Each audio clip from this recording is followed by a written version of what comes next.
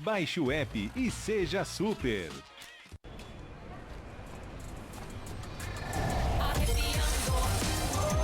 demore, chega junto. Sente a rede balançando. Quem pode, sacode, levanta e vai. Arrepiando. Não demore, chega junto. Sente a rede balançando.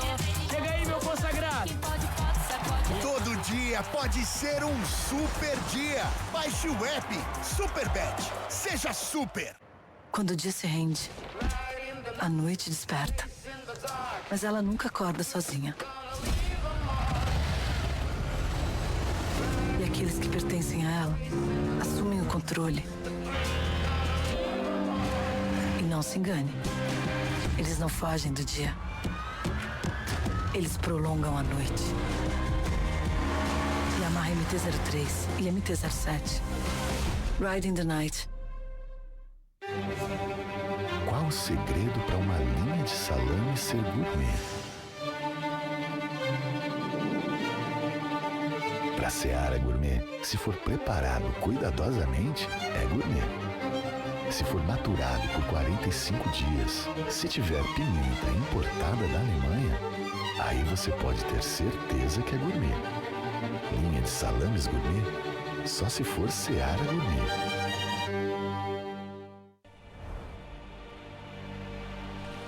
Cada movimiento que hago es pensando en lo que viene después.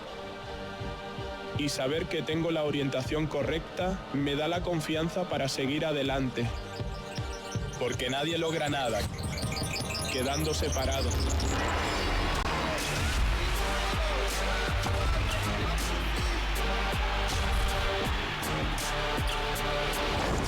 Vamos. O estádio está completamente lotado. Milhões de corações em um só ritmo. É a final da Copa do Nordeste. É mais que um campeonato. É identidade, cultura e rivalidade. Indiscutível e dificilmente explicável. Depois de 2 jogos, a Orelhuda irá para casa com um deles. Confiança e Bahia. Quarta, 9h30 da noite, ao vivo na ESPN. Baseado em uma história real. Vamos pro início.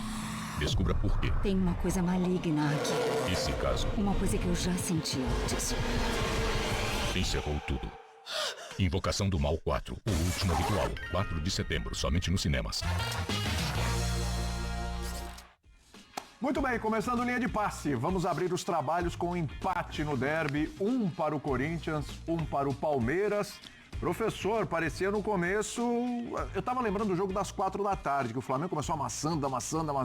E o Palmeiras foi na mesma proporção. Foi amassando o Corinthians. Falei, acho que hoje, hein? Acho que hoje o Palmeiras consegue dar a resposta. E no final das contas, o Corinthians conseguiu um empatezinho ainda no primeiro tempo, segurou. E apesar de jogar em casa, hein, prof? Acho que foi um grande negócio, porque jogou sem os laterais, improvisa Charles, de novo um time tendo que ir se reinventando por causa de desfalques e jogadores que estão voltando, que ainda também não estão 100%, né, prof? Tudo bem? É isso aí, William, tudo bem? Um abraço a você, aos companheiros. Eu vou usar um velho chavão que eu uso sempre. 1-1 para o Corinthians, porque diante dos desfalques, e não foram só os desfalques iniciais, né? Durante o jogo o Corinthians perde o Ranieri. E aí chega uma hora que o Rian entra sendo o último dos volantes, já que tem muito volante machucado. Zagueiros em campo tinha 4. Tinha um dos volantes fazendo a lateral desde o começo. E você falou de um Palmeiras intenso no início. Talvez não tenha sido nem só no início, né? Pelo menos no primeiro tempo, o Palmeiras frequentou muito as proximidades da área. É que quando sai esse gol aí, dá uma baixadinha na temperatura, né? Mas aí você já tinha uma altura do jogo bastante jogado. Né? Já tinha muitos minutos do Palmeiras trocando bola nas proximidades da área do Corinthians. E o Corinthians não conseguindo achar os jogadores do Palmeiras. No segundo tempo, os dois times acho que deixaram a desejar, porque também erraram muito passe. O Corinthians tem os seus problemas, o Palmeiras teria mais responsabilidade. Você falou, e é verdade, nós esperávamos um Palmeiras não só agressivo, mas que conseguisse obter um resultado que está devendo à sua torcida nesse ano, né? É um ano de muita vantagem do Corinthians. Nesses tantos derbys, hoje foi o 7º, e agora o ano acaba sem mais nenhum derby. O Corinthians passa incólume. Hoje mais brigou do que jogou. O Palmeiras tentou. O Palmeiras tentou até o fim. E hoje a dupla Flaco, como é que é? Vitor Flaco? Flaco Roque? Flaco Roque. Flaco Roque não rendeu tanto. Também porque o Hugo Souza fez defesas importantes em momentos importantes do jogo. Embora essa dupla funcionou no pênalti, né? Sim, no lance do pênalti. É o primeiro gol que o Hugo Souza toma do Palmeiras, tendo sofrido já 3 pênaltis contra si. É verdade. 2 ele pegou, o Palmeiras acabou fazendo no terceiro. 1-1 pro Corinthians, William. No final das contas, né Zupac? Vamos lá, né? Esse Corinthians, ou transpirando muito, ou jogando muito, ou retrancado, ou mais à frente, da forma que for. Pelo menos esse ano aí virou uma pedra do sapato imensa pro Abel, né? Impressionante, né? A diferença técnica das duas equipes é considerável até, ainda mais no jogo de hoje, principalmente, mas nem assim. Impressionante. William, boa noite, companheiros, boa noite a todos. Eu até acho que time titular, por time titular, elencos completos, pau. É um time pau a pau. Também acho. É claro que o elenco do Palmeiras é melhor e é claro que os times disponíveis para o jogo de hoje, o Palmeiras tinha mais condições. Mas é verdade, o nível de mobilização desse elenco do Corinthians para os jogos contra o Palmeiras, sejam eles jogos eliminatórios, principalmente, ou jogos de pontos corridos, como foi o jogo de ontem, é um nível maior por parte do Corinthians do que por parte do Palmeiras. E não acho que isso é por acaso, eu acho que isso é um reflexo da realidade dos clubes. O Corinthians é um time hoje que está... A Copa do Brasil está aí, mas o Corinthians ele está distante nos últimos anos das grandes disputas. Então, os jogos contra o Palmeiras estão entre os jogos mais importantes do ano do Corinthians. E a mobilização ela é visível, desde o time do Ramon Dias para cá. No caso do Palmeiras, o Palmeiras tem vários jogos mais importantes do que os derbys no ano, porque o Palmeiras briga pelas competições. E talvez isso faça com que o elenco não entre da mesma forma que o time do Corinthians entra. Hoje o Palmeiras jogou melhor. Mas parecia que hoje ia ser diferente. Hoje o Palmeiras jogou melhor e acho que assim, olhando para o campo, me chamou muito a atenção uma diferença entre as duas equipes, que é uma diferença até de perfil de elenco. O Palmeiras é um time que, desde o princípio, foi marcar alto o Corinthians, tentar sufocar, incomodar a saída de bola, que não é boa. E essa é uma característica do time do Palmeiras. E isso fez o Palmeiras ganhar muita bola. O time do Corinthians não consegue fazer isso porque não tem esse perfil. Você olha para os homens de frente, o Guinegão é um cara que vai fazer, mas o Garro não é e o Memphis não é. Você olha para o meio-campo, o Ranieri é um cara, mas o Ranieri estava mais próximo dos zagueiros. Então, à frente dele, o Maicon, que não é um caçador, o Breno Bidon, que também não é um caçador. Então, o Corinthians não conseguia pressionar o Palmeiras. O Palmeiras tinha muito conforto para trabalhar a bola, ganhou muito meio-campo e o Corinthians teve dificuldade. O Corinthians tinha dificuldade tanto para recuperar essa bola, quanto para atacar o Palmeiras. E aí vai o desfalque dos laterais, como fizeram falta o Mateuzinho e o Matheus Bidu, porque embora o Corinthians tenha Memphis e Garro como os melhores jogadores tecnicamente, as válvulas de escape do Corinthians, do Dorival atualmente, são os laterais. No 4-4-2, 2 laterais, aquele meio campo losango, 2 homens à frente. E o Charles como lateral não vai ajudar ofensivamente, e o Angileri menos do que o Bidu. Então o Corinthians teve dificuldade em vários momentos do jogo. Pressionar o Palmeiras, contra-atacar e tentar encontrar velocidade pelos lados. Não conseguiu. Ainda assim conseguiu buscar o gol de empate numa bola parada. Ainda assim teve uma outra escapada pela direita para tentar machucar um pouco o Palmeiras. Mas no geral o Palmeiras foi melhor. Concordo com o prof. No segundo tempo o jogo caiu. Isso facilitou a missão do Corinthians de segurar o empate. Nem acho que para a classificação do Corinthians o empate é tão bom assim. O Corinthians está estacionado no campeonato e ele poderia mais. Mas em termos das perspectivas de cada um, o empate ele é pior para o Palmeiras no campeonato, especialmente numa rodada em que o concorrente direto do Palmeiras em casa tropeça. Né? O Palmeiras jogou melhor, o Corinthians soube reagir e levou um ponto. Aliás, não levou para casa, ganhou um ponto. Ficou com um pontinho em casa, não deixou escapar. Jean, olhando o primeiro tempo do jogo, dá para dizer ali que a vitória do Palmeiras no primeiro tempo só não aconteceu por uma dessas obras do futebol, ali do acaso, e que o que pesou para o Palmeiras não sair com os 3 pontos hoje foi mais o segundo tempo, onde as duas equipes caíram um pouquinho de produção, ou não é por aí? Tudo bem? Tudo bem, boa noite, William, boa noite a todos. Eu acho que sim, é evidente que pelo que produziu no primeiro tempo, o Palmeiras poderia ter saído não só com a vantagem, mas com uma boa vantagem na primeira etapa. Mas, de certa maneira, se repete o que aconteceu em outros momentos desse duelo nessa temporada. Se a gente for lembrar, por exemplo, o último jogo, e acho que talvez não com a mesma intensidade da superioridade que o Palmeiras teve hoje no primeiro tempo, porque eu acho que essa superioridade talvez só tenha sido vista no jogo de hoje e também se explica pelos desfalques que o Corinthians tinha, que obviamente tornam o time do Corinthians bem mais frágil, bem inferior a esse time do Palmeiras, porque com os titulares acho que a coisa é bem pau a pau. Eu tô com o Zupac. Agora, se você lembrar até mesmo do jogo, o segundo jogo da Copa do Brasil, você vai lembrar que o Aníbal é expulso. Sim. E que o Palmeiras era bem melhor que o Corinthians até o momento que ele toma um gol de novo de bola parada. E a partir dali, quer dizer, o Corinthians aproveita o momento da bola parada, faz o seu gol, e aí acho que a partir dali o Palmeiras cai de produção, que é todo aquele ímpeto e aquela vontade, mesmo com um jogador a menos que a gente via no Allianz Parque, desapareceu. Então eu não acho, assim, eu acho que poderia ter acontecido? Poderia, mas também não é uma novidade isso. E aí eu acho que tem a ver com os méritos do Corinthians, e o Zupa já falou, essa coisa de levar muito a sério, né? A gente, essa coisa do derby, eu, sei lá, pego o exemplo de Lazio e Roma, que é um negócio que, assim, lá não interessa se está brigando por título, se não está brigando por título, qual é o objetivo de cada um, se um briga por Champions, o outro briga para não cair. É um jogo que iguala tudo, porque aquele jogo é a vida deles. E pelo que eu entendi, assim, o que o Zupa está falando, eu concordo, sim, isso hoje é muito a vida do Corinthians, sim, no seu dia a dia. Então, acho que tem esse mérito, tem o mérito de aproveitar as bolas paradas e tem o demérito do Palmeiras também, que acaba sofrendo muitos gols dessa maneira, né? Os 2 gols na Copa do Brasil foram assim e o gol que ele sofre hoje também foi assim.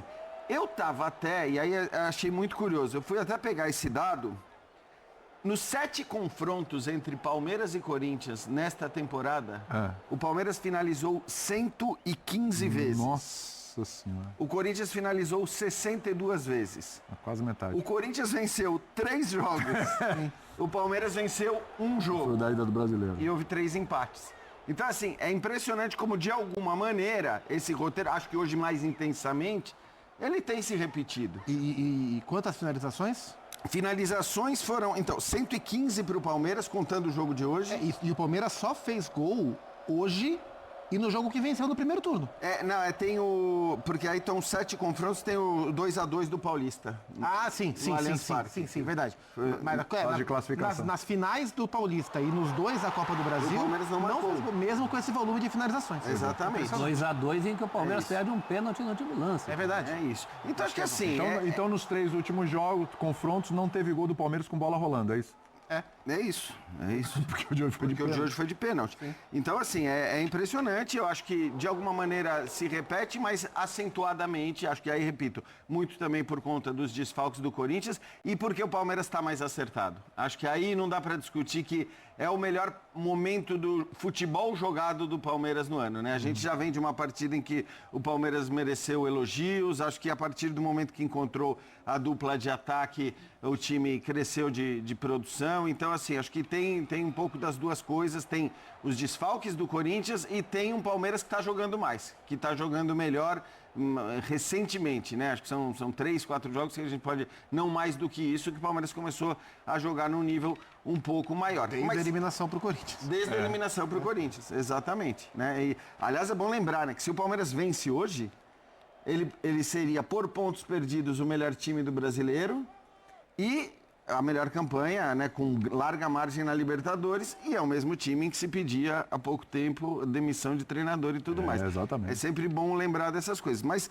enfim, eu acho que não se discute que o resultado foi muito melhor para o Corinthians. Até porque o Zupa falou, o Corinthians está estacionado tal, na tabela. É verdade, podia até brigar, né?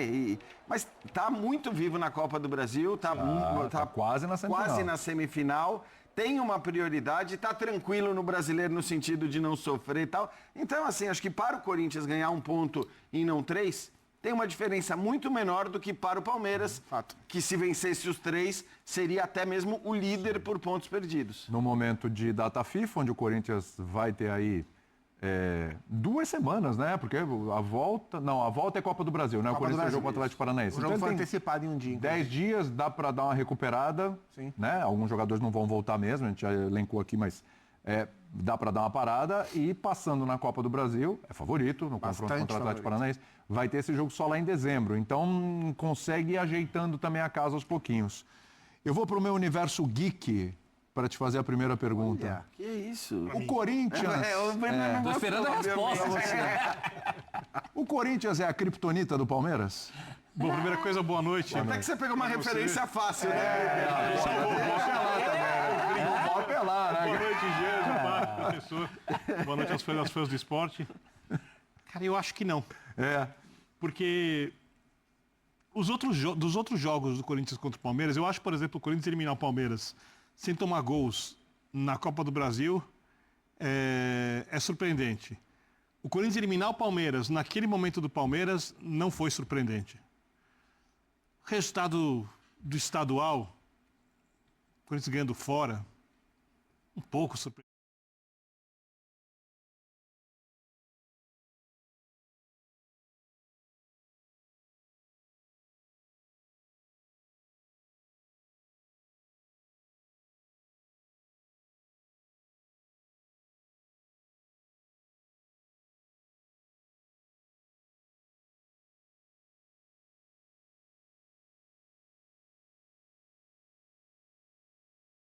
Ganhou uma estabilidade pelos lados que não teria. Essa balança você acha que foi positivo ou negativo no final das contas? Depende. Qual que era o objetivo? Ganhar ou não perder? Ganhar. Se for o objetivo ganhar, foi prejudicial a ausência. Se foi não perder, foi bem. O Anrileri, o título paulista passa muito pelo Anrileri. O começo foi muito bom. Pelo trabalho que ele fez ali para segurar o Estevão na época. Preocupar o Estevão. Ele ganhou o rótulo de o bom marcador do Estevão. E mesmo hoje... Eu acho que isso também, quer dizer, torna talvez tornasse a presença dos dois mais interessante pelo Corinthians, pelo fato de que hoje o Palmeiras não tem esses pontas. Então não é que você tem que se preocupar com o Estevão, que aí se você tem que se preocupar com o Estevão, você fala, não, de fato, melhor não ter o Bidu aqui, é melhor ter o Anrileri, como aliás se provou no confronto entre eles, quando o Anrileri estava jogando. Então, eu acho também, porque a gente pode até pegar e dizer, de novo, os caras de lado do Palmeiras talvez tenham tido uma atuação abaixo. O Felipe Anderson, não, até achei que o Felipe Anderson jogou duas canetas no Charles, foi bem o Felipe Anderson. O Felipe Anderson jogou bem. O Maurício, de novo, teve um pouco abaixo. Mas acho que, assim, também, talvez por isso, tivesse sido legal para o Corinthians poder contar com mais capacidade de ataque pelos lados, porque de fato o Corinthians não produziu nada com a bola rolando. E talvez com os laterais ali, ofensivos, com a capacidade que o Bidu tem, como disse o Celso, com o Mateuzinho a gente não discute. Então, eu acho que talvez nesse aspecto para o Corinthians criar mais do que criou, porque não criou quase nada, a não sei, em lance de bola parada, teria sido muito legal. E o Abel, assim... Claramente, o jogo do Abel hoje pelos lados mesmo, passa menos pelos meias abertos, né? Porque tanto o Felipe, laterais, o Felipe é esquerda para dentro, Maurício é direita para dentro, e até por isso o Kelvin ganha espaço, né? Porque o Kelvin é mais agudo do que o Giai. Então ele segura o Aníbal, ou o Emiliano, hoje o Aníbal, e solta o Piquerez e solta o Kelvin. E eles não foram tão bem hoje. O Piquerez não pelo gol contra. Aliás, não foi dado o gol contra pro Piquerez. Isso é uma loucura, porque o gol foi contra. Foi contra. A bola do Gustavo não ia pro gol. Não, mas depois retificou. Retificou? Retificou. Acho que sim. Okay. Nossa, é um absurdo aquilo, né? E não pelo gol contra, mas os alas do Palmeiras, os laterais, hoje não jogaram bem também. Então o Palmeiras também não teve muita força pelos lados. O que o Palmeiras teve de bom, para mim, de melhor, foi o controle do meio campo. E aí um jogador que me chamou muito a atenção no jogo de hoje, como ele jogou livre o tempo inteiro e participou do jogo o tempo inteiro, foi o Evangelista. Ele estava livre o tempo inteiro. O desencaixe de marcação, a preocupação dos homens de meio do Corinthians fazia o Evangelista sobrar. E ele estava o tempo inteiro carimbando o jogo do Palmeiras. Então, menos pelos lados e mais por dentro, foi onde o Palmeiras foi melhor. Lembrou os melhores momentos do Evangelista no Bragantino, quando eu dava as notas mais altas para ele. Agora, como na prática a teoria é outra, vamos lembrar que o pouco que o Corinthians criou foi numa jogada com o Anrileri. O Anrileri fez aquela jogada que a gente fala que ele, em tese, não faria. Não é que o Anrileri não apoia, ele não apoia como o Bidu. Mas ele deu um importante apoio que a bola passa na frente do Guinegão, que era a bola para o Guinegão fechar. Foi. Depois a câmera por trás mostra que a bola não passou tão perto assim. E teve um desvio? Isso, mas é um dos poucos lances que o Corinthians desenvolveu o jogo. As duas melhores chances do Corinthians no primeiro tempo foram o Palmeiras que propiciou o gol contra do Piquerez e essa bola que quase desviada vira quase o segundo gol contra. O Corinthians conseguiu finalizar muito pouco por iniciativa própria. Né? E hoje aconteceu algo muito raro, porque assim, mesmo quando o Corinthians joga mal, mesmo quando o Corinthians não produz muito, se ele tem Garro e Memphis em campo, em geral, uma ou duas bolas, um dos dois eles vão conseguir criar, eles vão conseguir. E hoje a gente não viu isso, né? Foram jogadores que tiveram principalmente o Memphis, né? muito abaixo. O Memphis muito abaixo mesmo. O Garro participou mais do jogo, mas aí também é normal, porque o Memphis é mais atacante. E tá voltando de lesão também, né? Então, é aí que eu ia pontuar. Será que também não tem a ver com a questão física? Acho que sim. O Garro já tem voltado, já tem participado, mas a gente tem lembrado aqui que o Garro cansa de falar da questão do joelho, que não tá perfeito. Por isso que eu falei até do tempo para poder recuperar um pouquinho os jogadores. E o Memphis também, que acabou de retornar. Quem retornou também foi o Abel Ferreira, para a coletiva. Vamos lá. Esperei estar pronto para nos ajudar. Não faltou nada, não tem nada a ver com os reforços. Acho que hoje ficou bem evidente mais uma vez que fomos melhores e não conseguimos ganhar. Abel, boa noite. Zé Henrique, Rádio Energia 97. Uma pergunta, né? Um empate com gosto de derrota, na sua opinião, pelo desempenho da equipe?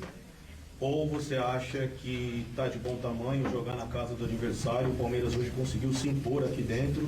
Eu acho que 80% ou 90% até por cento do tempo de jogo, o Palmeiras foi melhor, inclusive na primeira etapa. Olha, eu posso estar enganado e é a minha opinião, mas os jogos aqui, este ano, as vezes que viemos aqui jogar, foi isto que vocês viram aqui. Só que nem sempre o resultado traduz aquilo que é a eficiência e a produção de uma equipa, como foi o caso de hoje. O sentimento meu é exatamente esse, é sentimento de derrota. Perdemos 2 pontos, quando fomos claramente melhores na primeira parte, onde o nosso adversário, na segunda parte, monta uma estrutura de 5-3-2 com o Raniel a fazer de zagueiro. Depois o Raniel lesiona-se, troca um zagueiro pelo Raniel, que já estava a fazer de zagueiro, e mais uma vez, mesmo contra uma linha de 5 e 3 por dentro, e deixando 2 jogadores para transição, para contra-ataque, foi isso que o nosso adversário fez. E nós, de um modo geral, não me lembro um remate do Memphis, não me lembro de muita coisa. E nós tivemos oportunidades de sobra para poder sair aqui com outro resultado. Estou-me a lembrar, por exemplo, de uma bola do Maurício isolado na cara do goleiro na segunda parte, mas não fomos eficientes, apesar de eu achar que fizemos um bom jogo. Fomos melhores na primeira, na segunda. Não é o primeiro jogo que isto acontece. Para mim, na minha opinião, no jogo da Copa aqui em casa do nosso adversário, igual. Fomos melhores e saímos com uma derrota. Hoje fomos melhores e empatamos o jogo, e o meu sentimento é esse, é que perdemos 2 pontos aqui. Boa noite, Miguel Salek, Rede Nacional de Notícias. Em cima disso, realmente o Everton fez uma defesa no segundo tempo, né? Não foi exigido. Mas queria que você falasse o que você buscava com a entrada do Facundo e do Sousa. É mais profundidade? Não, refrescar os 2 corredores. O Filipe, entendi que o Filipe e o Maurício tinham feito um excelente jogo até à altura que nós trocamos. Refrescar os corredores, manter os nossos 2 centroavantes, porque o teu colega fez uma pergunta porque é que eu não troquei mais, porque centroavante no banco não tinha mais nenhum. O Luigi pode lá fazer, mas entendi que estes 2 jogadores deviam ir até ao fim, portanto, sinceramente não faltou nada, faltou só pegar na bola e metê-la dentro do golo do nosso adversário. Aliás, o nosso adversário empata o jogo e fomos nós que fizemos os 2 golos. Abel, tudo bem? Bruno Melhores, Rádio Bandeirantes. Na sua passagem pelo Brasil, um dos poucos técnicos com o qual você tem um retrospecto negativo é o Dorival. São 9 jogos, agora 5 derrotas, 2 empates, 2 vitórias. O que o Dorival coloca nas equipes?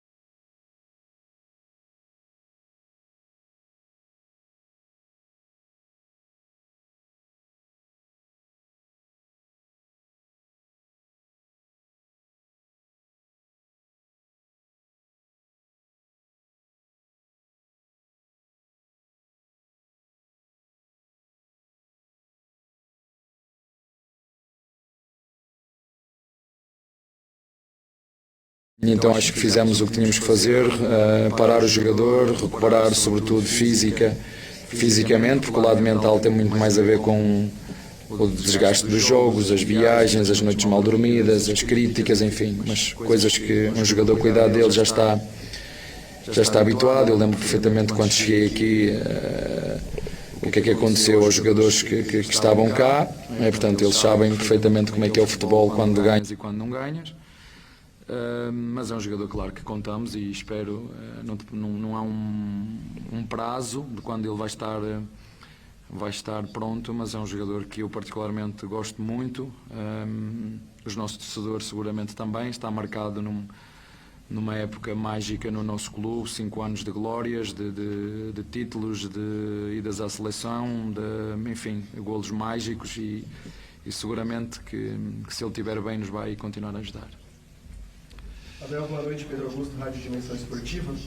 O ano de 2025 termina com um saldo do Corinthians de 3 vitórias em Derby. O Palmeiras venceu apenas o jogo no Brasileiro em Barueri. E como você disse em algum momento na sua passagem, o Derby também é um jogo que vale 3 pontos.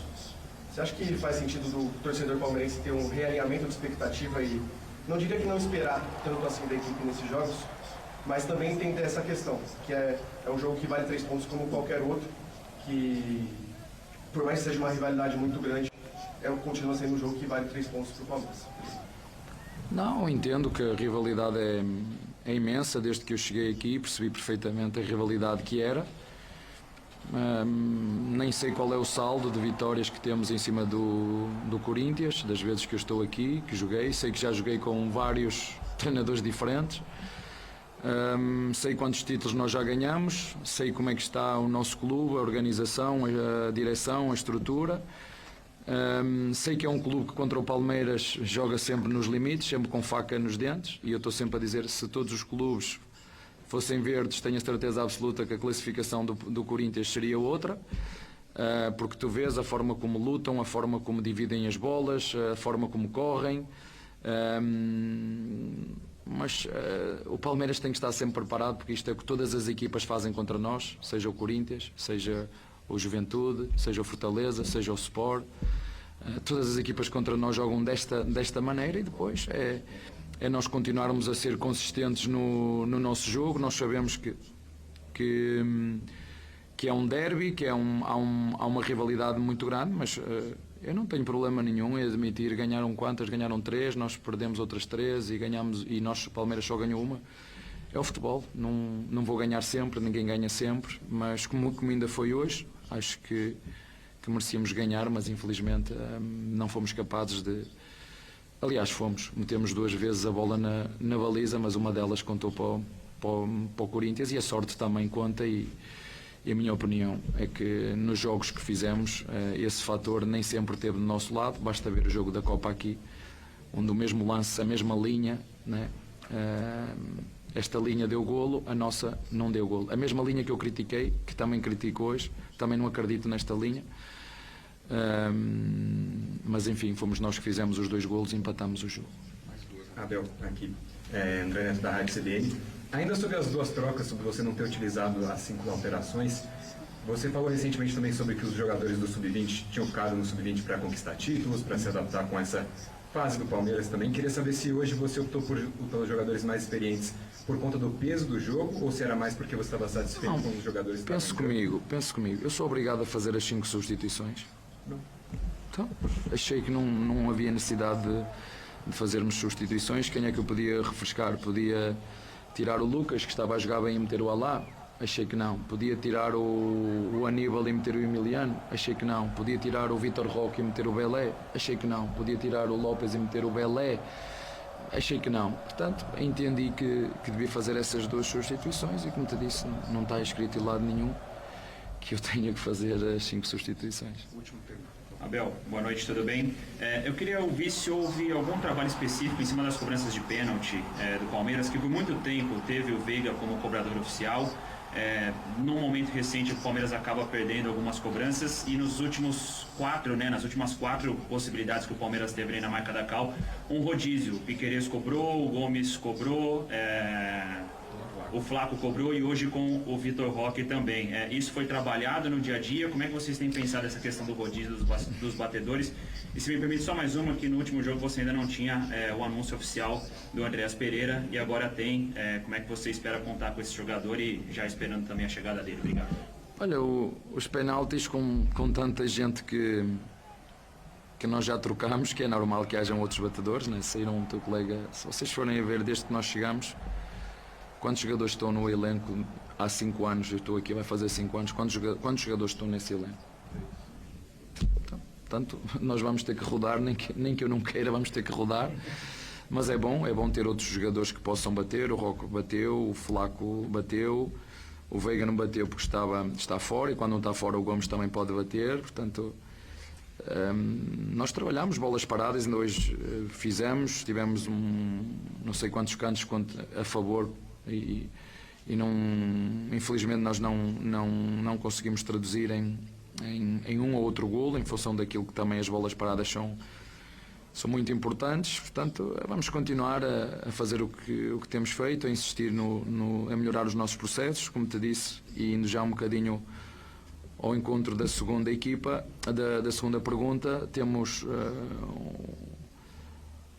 um elenco com bons jogadores, com bons reforços. Estamos a tentar transformar uma equipa, uma verdadeira equipa. Não chega só a ter bons jogadores, temos que ter uma equipa com uma mentalidade certa, como foi hoje, vir à casa do nosso adversário e fazer tudo, inclusive encostar o nosso adversário atrás com uma linha 5-3-2, não deixar o nosso adversário praticamente criar. Mas o futebol é assim mesmo, é mais um jogador. Vocês sabiam, nós vendemos o Rios por uma cifra de 30 milhões de euros, comprámos-lo quando ninguém acreditava nele, apostamos nele, valorizamos e vendemos, e agora acho que foi uma oportunidade ótima de mercado que a nossa Presidente identificou, e acho que nos vai ajudar ao longo deste ano. E vocês, quando olham para a nossa equipa, acho que vocês fizerem um exercício e refletir um pouquinho, conseguem entender que isto é uma equipa que tem presente, mas mais do que presente tem muito futuro. É uma equipa para 5, 6 anos em que o clube não precisa de fazer muitas alterações. Foi isso que tinha feito com a equipa quando eu aqui cheguei, uma equipa que já estava aqui no clube já há algum tempo, com uma mescla de jogadores que subiram da equipa B, mas foi necessário também reequilibrar as contas do clube, onde vocês viram o que é que a Leila e o Barros disse em determinado momento, que somos uma equipa responsável, uma equipa que faz as coisas de forma criteriosa, não é? Sem emoção, mas sempre olhando para aquilo que é a razão, e hoje permite-nos, não é, poder vender um Rios por 30 milhões de euros e comprar um jogador, não sei quanto custou, 6, 7 ou 8. Portanto, acho que trocamos um belíssimo jogador por outro jogador que chega da Premier League com experiência. No início da época lá, aqui a meio, vamos ver como é que ele chega, mas acho que este tipo de jogadores não é preciso perguntar ao treinador se gosta ou se não gosta, porque sabemos todos da qualidade que ele nos pode vir trazer à nossa equipa, que tem 3, 4 jogadores com experiência e muita juventude. Portanto, como eu vos disse, é uma equipa com presente, mas mais do que com presente, com muito futuro, uma equipa para 5, 6 anos. Está bem? Obrigado, Abel. Muito bem, tá aí o Abel, muito polido, muito tranquilo, sereno, mas... Convicto que o trabalho foi bem feito. Sereno. Mas aquela frase eu achei que se todos os times fossem verdes no campeonato, o Corinthians estaria numa outra condição. Mas o Corinthians... mas aí ele se equivoca. Quanto foi Corinthians e Juventude, prof? Perdeu em Caxias. Não basta ser verde. Não é a cor. É verdade. A Juventude é verde. É verdade, a Juventude é verde. Sabe que isso é interessante porque mostra que ele tá mordido, né? Claro que tá, e tem que tá. Não só ele. Eu também acho, eu acho bom. Tem que também tá. A gente viu a Leila, quando foi falar de uma fala corretíssima sobre o fair play financeiro, deixou muito claro o quanto incomodou, o quanto as derrotas... Porque é o que o Jean falou, o único ponto, tirando a análise de desempenho dos jogos, mas em termos de competitividade, os únicos pontos baixos da temporada do Palmeiras, de fato, foram as derrotas para o Corinthians. Até mesmo o Mundial, que o Palmeiras oscilou em desempenho, o confronto brasileiro, o Palmeiras ganhou e perdeu para um gigante europeu. No mais, a temporada do Palmeiras, ela é em oscilação de desempenho, ok, mas em termos de resultados, ela é muito boa, a não ser as 2 eliminatórias contra o Corinthians, isso. É que não é apenas que apenas entre aspas, né, que o Palmeiras tenha perdido durante a fase de classificação do Paulista para o Corinthians e o jogo de volta, turno e retorno do Campeonato Brasileiro. Foram jogos que valeram. Foram jogos que valeram título e que valeram a classificação na Copa do Brasil. Claro acho que isso incomoda. Mas assim, a gente vai pegar você falou, os confrontos com o Corinthians são os momentos de baixa do Palmeiras no ano, certo? Dúvida. Perfeito. Então a gente vai pegar essas derrotas, essas eliminações, ou esses empates, onde o Palmeiras era favorito. Vamos colocar numa caixinha aqui e guardar e segue o barco? Ou estes jogos, e mais especificamente o de hoje, que é o mais recente, diz alguma coisa sobre esse Palmeiras no caminho que ele ainda vai percorrer? Não, assim, eu acho que o Palmeiras também deixou de ganhar os jogos que não ganhou contra o Corinthians, também porque é dentro de uma temporada com oscilação de desempenho. Acho que, qual foi o melhor Palmeiras do Abel, o de 22? Acho que sim. Talvez aquele Palmeiras de 22 não perdesse jogos eliminatórios para o Corinthians como perdeu. Essa é uma discussão que vai um pouco além. Mas a frase que o Abel disse depois da vitória, acho que foi do último jogo, ou do penúltimo, não me lembro, que se ele tivesse que escolher, se fosse uma questão excludente, ganhar do Corinthians ou ganhar campeonatos, ele ganharia campeonatos. Mas isso é óbvio. Né? Então é isso. Isso é óbvio. Então, acho que dentro desse crescimento do Palmeiras na temporada, se o Palmeiras continuar numa curva crescente, na reta de chegada de Brasileiro, perdão, e de Libertadores, o fato de ter perdido o Paulista para o Corinthians e a Copa do Brasil ficará em segundo plano. Até porque isso vem à tona sempre, né, Zupa, no momento em que os jogos acontecem. Então, assim, isso foi tema a semana toda, porque tem esse histórico, porque dos 6 jogos, o Corinthians tinha vencido 3 e o Palmeiras tinha vencido apenas 1. Né? Então, eu acho que isso, obviamente, não vai mais vir à tona dessa maneira. Mas é claro que na hora que, sei lá, hoje eu considero o Flamengo o favorito para ganhar as 2 competições, embora, repito, o favoritismo em Libertadores significa muito pouco. Mas no Brasileiro o Flamengo é favorito, evidentemente. Na hora que, se o Palmeiras não ganha nenhum, nem outro, aí vai vir junto. Aí a história do derby, do Corinthians, etc e tal, ele virá. Vai colar. Porque é assim que a coisa funciona, assim, é assim que a banda toca, e acho que é até normal. É compreensível, nesse né? caso, que seja assim. Agora, também acho, como disse o Zupa, que a gente pode, eu falei, né, dos números de finalizações do Palmeiras durante os 7 confrontos contra o Corinthians. Nossa, 115 a 62 para o Palmeiras. 3 derrotas e 1 vitória. Porém, é preciso dizer, como disse o Zupac também, que acho que não ter vencido, mesmo que sendo melhor que o Corinthians, porque acho que, obviamente, hoje não se discute muito que o Palmeiras é um time mais forte, que briga em patamares diferentes dos patamares do Corinthians. Mas mesmo sendo superior, e eu acho que se o Palmeiras estivesse jogando, ou tivesse jogado o que jogou hoje, ainda que não tenha vencido hoje, mas tivesse jogado nos 6 jogos anteriores a mesma coisa que jogou hoje, certamente os números não seriam esses, de vitórias e derrotas. Portanto, acho que na hora que o Palmeiras tem 3 derrotas e 1 vitória contra o Corinthians, tem a ver também com o desempenho, não abaixo do desempenho do Corinthians. Porque isso nem foi verdade em vários momentos das derrotas do Palmeiras. Mas abaixo do seu próprio desempenho, do que ele pode fazer.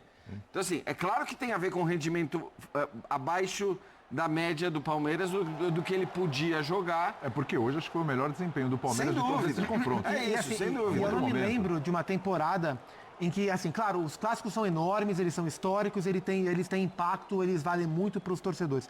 Mas eu não me lembro de uma temporada em que o derby, falando especificamente desse clássico, tenha tido um impacto tão direto para quem perdeu os jogos importantes. O que é que eu estou querendo dizer?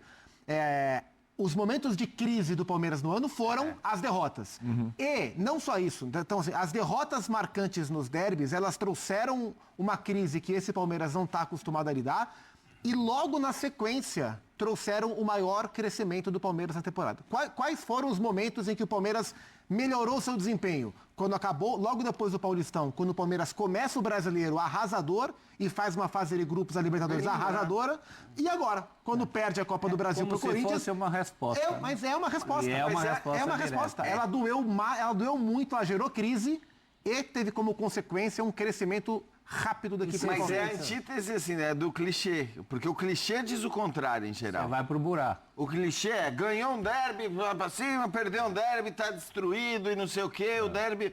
Na verdade, o que o Zupa está trazendo, e são fatos apenas, é que talvez tenha havido até o contrário se você olhar para o próprio Corinthians também, para o fato que o Corinthians, depois do título paulista, cai das Copas Sul-Americanas e que depois de eliminar o Palmeiras na Copa do Brasil... Perde para um time verde. Perde para um time verde, bem inferior, tem uma sequência negativa e tal. Agora, depois. Isso não quer dizer que tudo aquilo não fique guardado na caixinha. Então é isso que eu estou falando.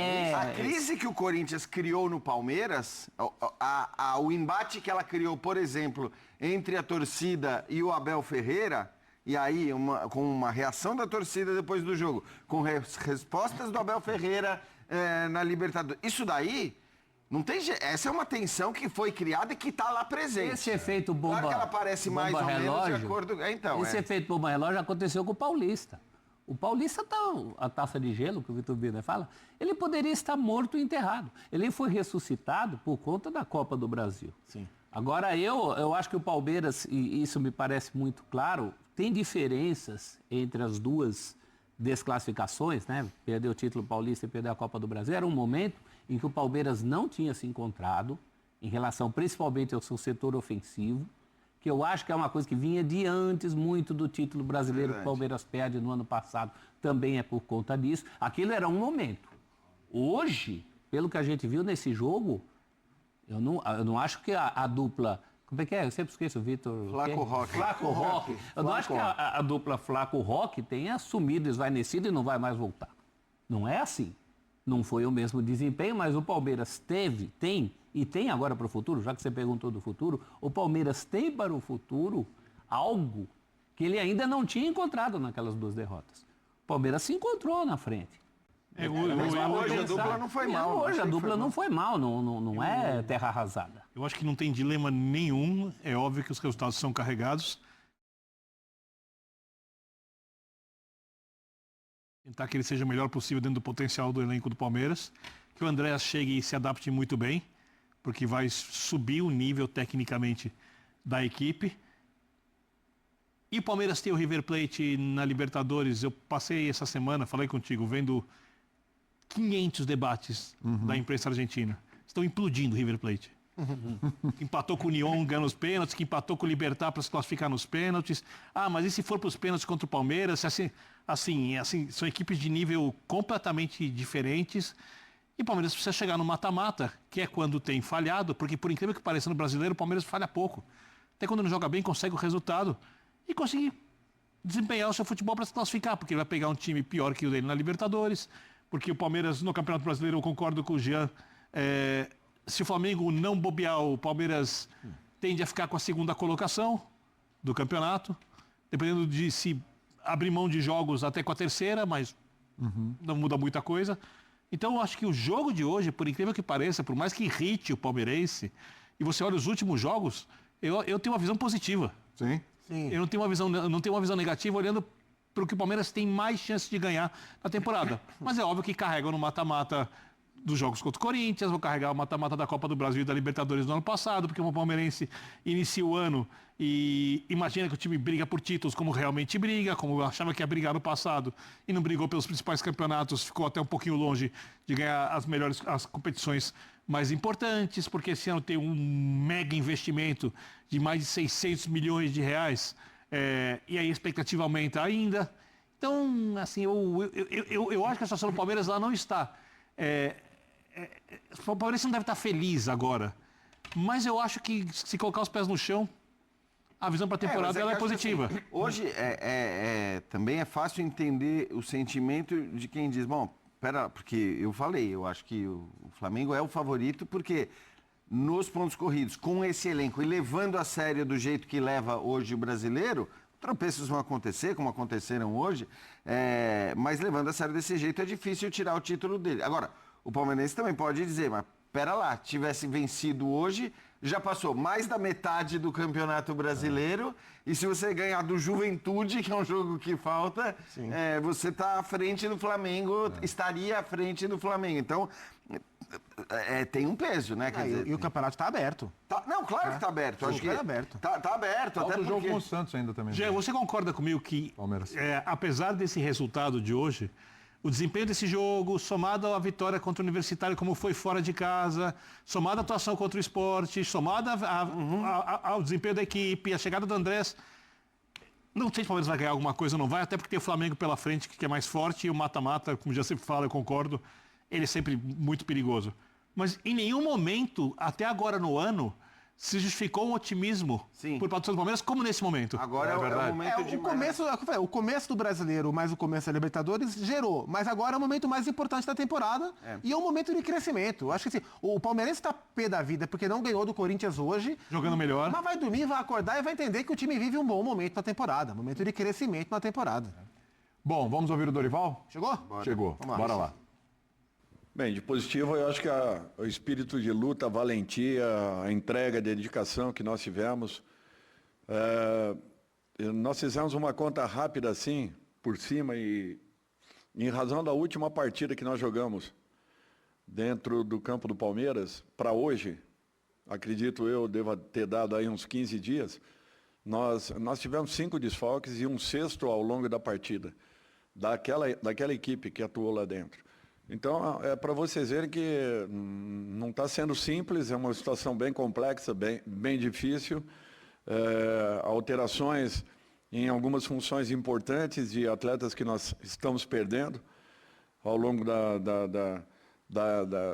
das sequências que estamos tendo. E isso aí prejudica bastante uma equipe que vinha se encontrando, que busca se encontrar, mas que tem tido aí dificuldades em razão de tudo aquilo que nós estamos vivendo.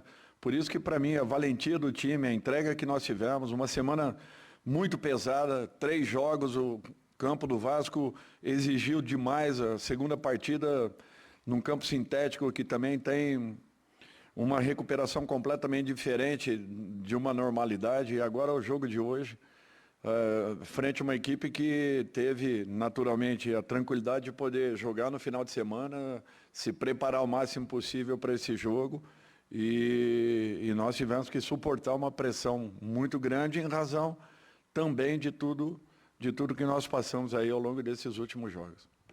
Dorival, boa noite. Marco Belo, Rádio Transamérica aqui.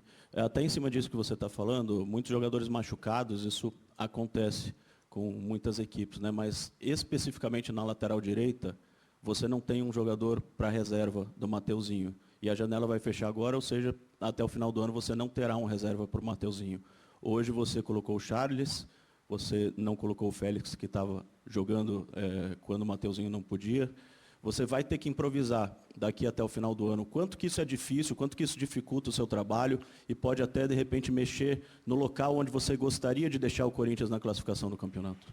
Olha, isso aí tem acontecido. Desde que eu aqui cheguei, eu já falei isso daí para vocês, nós não tivemos a equipe, teoricamente, a equipe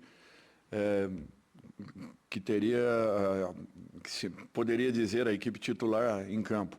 Nós, em todos os momentos, nós sempre tivemos problemas, desde a minha primeira partida aqui dentro. Eu fiquei tentando lembrar assim, eu acredito que nós tenhamos tido a equipe completa, com todos os jogadores em condições, e mais os que estão lutando aí por uma posição, em apenas uma partida e meia. Então isso daí dificulta consideravelmente, até porque nós temos uma equipe que está se estruturando desde o ano passado. Nós estamos num processo um pouco diferente dessas equipes que estão ocupando lugares de destaque no Campeonato Brasileiro. E mesmo assim, acho que nós temos sobrevivido, nós temos alcançado aí algumas formações que têm, com superação, tem nos dado alguns bons resultados. Não é aquilo que nós gostaríamos naturalmente, mas eu acho que o torcedor também está começando a entender um pouco daquilo que vem acontecendo e vem se passando com a nossa equipe ao longo desse ano. E em razão desse entendimento, eu acho que percebido que o seu apoio tem feito uma diferença muito grande para que nós possamos, por um outro lado, encontrarmos aí uma condição que nos deu uma sustentação importante dentro do Campeonato Brasileiro. Dorival aqui, Rafael Esgrilles, Energia 97. É claro que o torcedor espera muito do trio Garro e Yuri, quando o Yuri tem a condição de jogo, e também o Memphis Depay. É claro que ele voltou depois de 20 dias de tratamento no jogo contra o Atlético Paranaense e hoje ele jogou os 90 minutos, o Memphis. Mas ele pouco produziu no jogo e acho que o torcedor fica com a pulga atrás da orelha como um dos principais jogadores, produz pouco, principalmente num clássico. O que ponto te preocupa o Memphis muito abaixo, se isso tem a ver com a volta, com a minutagem que ele ganhou no jogo de hoje, quanto te preocupa isso e por que você não utilizou o Kaique, que foi bem nas duas últimas partidas? Eu acho que aí é dentro de uma condição em que o jogador ele precisa de uma sequência, é natural. Ele ficou um tempo parado e o retorno dele foi muito curto em razão da lesão anterior também. Então nós temos que computar tudo isso. Ele é um jogador perigoso, é um jogador que ele em campo, ele provoca uma situação um pouco diferente na equipe adversária. A não entrada do Kaique foi apenas uma opção técnica minha. Achei que nesse momento nós precisávamos de jogadores com uma outra característica por aquilo que a equipe vinha apresentando. Agora, não é uma preocupação, porque hoje a própria equipe não rendeu aquilo que nós poderíamos em razão, naturalmente, do desgaste que houve ao longo da semana. Tivemos um primeiro tempo superior ao segundo, mas eu imaginava que o segundo tempo nós teríamos muitas dificuldades, por isso eu tentei guardar o máximo possível as alterações para um setor em que poderia nos dar uma segurança um pouco maior, que seria meio e talvez até alguns elementos de defesa, já que o Charles jogando improvisado, fatalmente teria que ser substituído em algum momento. Dorival aqui, boa noite, tudo bem? Rodrigo Vessone, do Portal Meu Timão. Você citou os desfalques, só que agora são 10 dias pela frente com a data FIFA, né? O Martínez até foi convocado, o Bidu volta de suspensão, acho que o Yuri, queria que você pudesse dar uma atualizada nesses casos, que talvez fique só o Carrilho fora contra o Atlético Paranaense, se é isso mesmo, e o que vocês estão pensando para a data FIFA, já que os jogos serão dia 9, como que está a logística, está tudo preparado para que esses jogadores, talvez no dia 10, um dia depois, estejam aqui, aviões fretados, enfim, como que vocês estão imaginando para essa data FIFA aí? Obrigado. Bom, isso aí está tudo organizado, está tudo coordenado, nós vamos tentar trazer o máximo possível, espero que realmente possa tê-los aí em condições. É natural que a previsão é uma coisa, a confirmação é outra, completamente diferente. Nós estamos aguardando a recuperação desses jogadores, tendo a consciência que apenas o Carrillo será uma situação um pouco mais morosa. Mas a expectativa é positiva e nós estamos fazendo de tudo para que possamos ter o máximo de jogadores possíveis para o jogo do retorno, já que é uma competição que não tem volta. Nós temos um primeiro tempo apenas e teremos que confirmar a nossa condição, fazendo um jogo com muita segurança aqui dentro. Dorival aqui, Luiz Fabiani da Rádio Bandeirantes. O Félix Torres, desde aquele jogo contra o Santos, a última vitória em casa do Corinthians pelo Campeonato Brasileiro, vinha sendo a opção imediata nas ausências do Mateuzinho. Hoje ele não só não inicia o jogo, como também ele é preterido pelo Kaká no segundo tempo e até mesmo disputando posição na zaga, o João Pedro Tchoca entra antes. Como você manejou essa situação internamente da perda de espaço do Félix e se houve alguma conversa individual, treinador-jogador, para explicar que nesse momento ele estaria atrás dos demais? Obrigado. Não, eu sempre procuro colocar o jogador a par de todas as situações. Nessa em especial não. Porque foi uma ideia que nós preparamos para a partida, então, para mim, eu agi dentro de uma lealdade e de uma correção, porque era uma situação que eu imaginava que poderia nos ajudar na partida de hoje. Acredito que o Charles tenha ido muito bem na função, tenha desempenhado um bom jogo.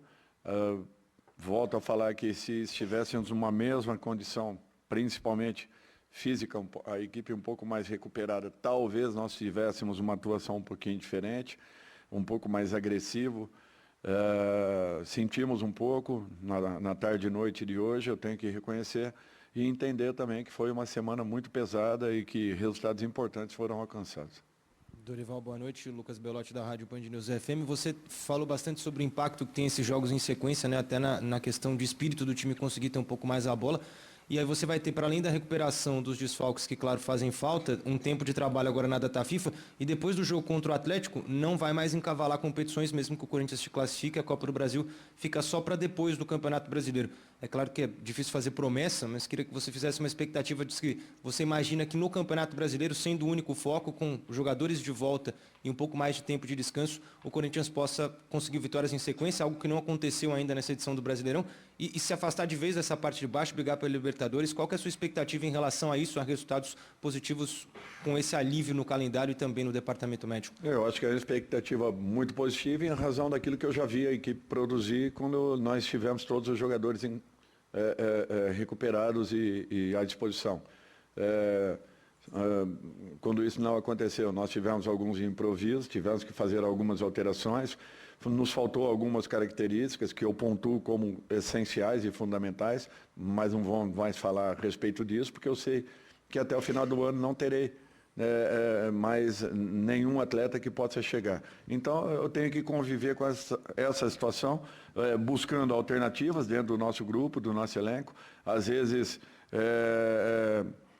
tentando encontrar essas soluções em jogadores que não atuaram ou atuaram poucas vezes em determinadas funções, mas isso vai acontecer porque o nosso elenco é um elenco enxuto e que precisaremos ter aí algumas improvisações, infelizmente, ao longo dessa competição. Dorival, boa noite. Bismarck Rodrigues, da Rádio Coringão. Dois atletas, né? Você passou a dar mais oportunidade em questão de escassez, né? Que foram o Guinegão e o Kaique, numas partidas que o Corinthians estava com poucos atacantes. Eu gostaria de saber como que você está vendo o lateral direito Jacaré, ele está treinando bem, se você pretende dar uma oportunidade mais adiante no Campeonato Brasileiro. Obrigado. Jacaré foi um dos que veio, ou que chegou um pouquinho mais tarde em relação aos demais jogadores. Foi justamente na saída do Maná. Os demais vieram um pouco antes, como o caso do Gui, como é o caso do Bahia, o caso de outros garotos que aí estão e que também já estavam conosco já num processo, nós estávamos imaginando que poderíamos usá-los. Na saída do Maná, Jacaré passou a integrar, ainda não está definido, não tem a sua situação totalmente definida, é isso? Com o clube, está num processo de acertos, eu preciso primeiro de um ok do departamento de futebol para que depois eu possa ver o momento que ele esteja vivendo e a condição que ele se apresente para a equipe. Dorival aqui, Rafael Jacobucci da Rádio Craque Neto, boa noite. Queria que você falasse sobre as suas alterações, né? O torcedor corintiano deu para ter a percepção que não gostou muito a saída do Garro e o Maicon deu indícios que não gostou da mudança, né? Porque a saída dos dois e a permanência do Memphis durante os 90 minutos. Obrigado. Tentar fortalecer o meio-campo e um jogador que pudesse aproximar um pouquinho mais com o Memphis, até porque o Palmeiras se soltou para cima, naturalmente, percebeu que nós estávamos com algumas dificuldades. É um fato natural isso. Eles se projetaram, se jogaram para cima. Memphis era um cara que estava retendo muito bem a bola. Nós estávamos, pelo menos com isso, nós estávamos tentando ter uma aproximação. É natural que depois de longo período parado, a primeira partida que ele faz aí, que ele cumpre 90 minutos, mas é um jogador que a gente, pela capacidade, pelas qualidades que possui, assim como o Garro, nós temos a obrigação de sempre estarmos acreditando, mesmo que em determinados momentos de uma partida, ele não viva uma grande noite, uma grande tarde. Eu acho que é a obrigação do treinador ter essa percepção e, de repente, com ele ali dentro, nós ainda poderíamos ter tido algumas oportunidades. Foi isso que imaginei para a fase final da partida. Muito bem, tá aí o Dorival Júnior, teve o questionamento sobre Memphis Depay. Depois da parada aí do Memphis, o professor, ele está muito longe da forma física dele, você acha? Você viu o nosso GC lá, Memphis ficou um tempo parado, a julgar por hoje continua parado. Ah, é? Jogou hoje? Ele alugou um quadradinho. Não esteve presente? Campo, não saiu daquele quadradinho. Eu acho que isso é mais grave num jogo que pediu muito de todo mundo. Eu fico imaginando se eu fosse um daqueles outros 10 jogadores correndo que nem uns malucos para segurar o Palmeiras e o Memphis se dando ali o luxo. Né? Deixa eu fazer uma pergunta. Tecnicamente, a gente não vai discutir o Memphis porque ele é bem acima da média do futebol brasileiro. Obviamente, você está em forma. Você acha que ele sente os jogos ou você acha que todos os jogos para ele são parecidos? Eu acho que todos os jogos para ele são parecidos e ele muitas vezes dá a pinta de que se acha acima do bem e do mal. Eu acho isso prejudicial para o espírito coletivo. Te incomodou o Memphis hoje em campo? Me incomodou a falta de mobilidade. E aí fica aquela divisão, né? Claro que Mas você acha que o tempo parado não é desculpa? Eu acho que não. Ele não atrapalhou? Tudo bem, pode ter piorado, mas essa é uma característica dele. Essa é uma característica do Memphis. O Memphis não é um cara que você conte com ele para voltar para marcar. Cara que some um pouco no jogo. Em jogos como esse, aí alguém vai dizer com toda a razão, mas uma bola que sobra para ele. É verdade, o gol de cabeça contra o Palmeiras, na classificação para a Copa do Brasil, foi ele que fez. Mas é o velho dilema que não envolve só o Memphis, né, gente? Envolve uma série de jogadores que a gente podia elencar aqui, mas que no futebol atual isso está dando muito na vista. Mas eu tenho uma dúvida, porque olhando o nível técnico do time do Corinthians, e olhando que eu acho que os outros jogadores correm por ele.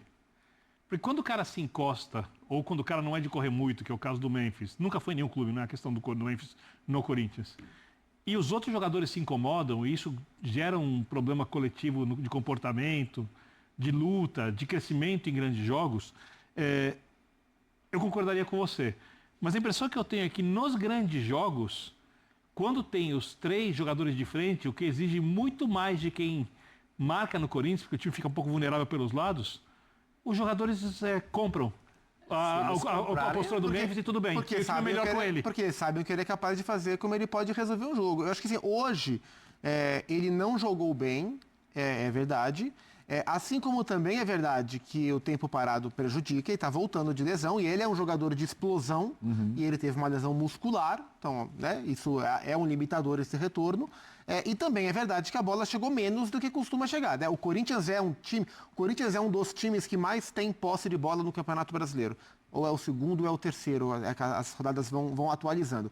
Hoje o Corinthians teve menos posse que o Palmeiras. Então assim, hoje foi um jogo em que a bola chegou menos para um jogador que está voltando de lesão e que não esteve bem. Para mim, acho que são 3 verdades. Né? O Memphis, de fato, não jogou bem, mas existem alguns atenuantes, como o Garro também não jogou bem. É que o Garro participou mais do que o Memphis. Porque o Garro é um cara que busca participar do jogo o tempo inteiro, mesmo sendo fisicamente mais fraco. E porque está antes, vamos dizer assim. Na história. Ele participa, mas ele está num lugar ali em que ele vai participar mais do jogo sempre.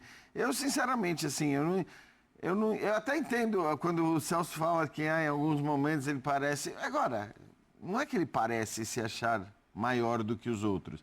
De fato, pela história e por tudo mais, ele é maior em certos aspectos. Acho que isso é indiscutível. E o jogador de futebol, muitas vezes, aceita isso.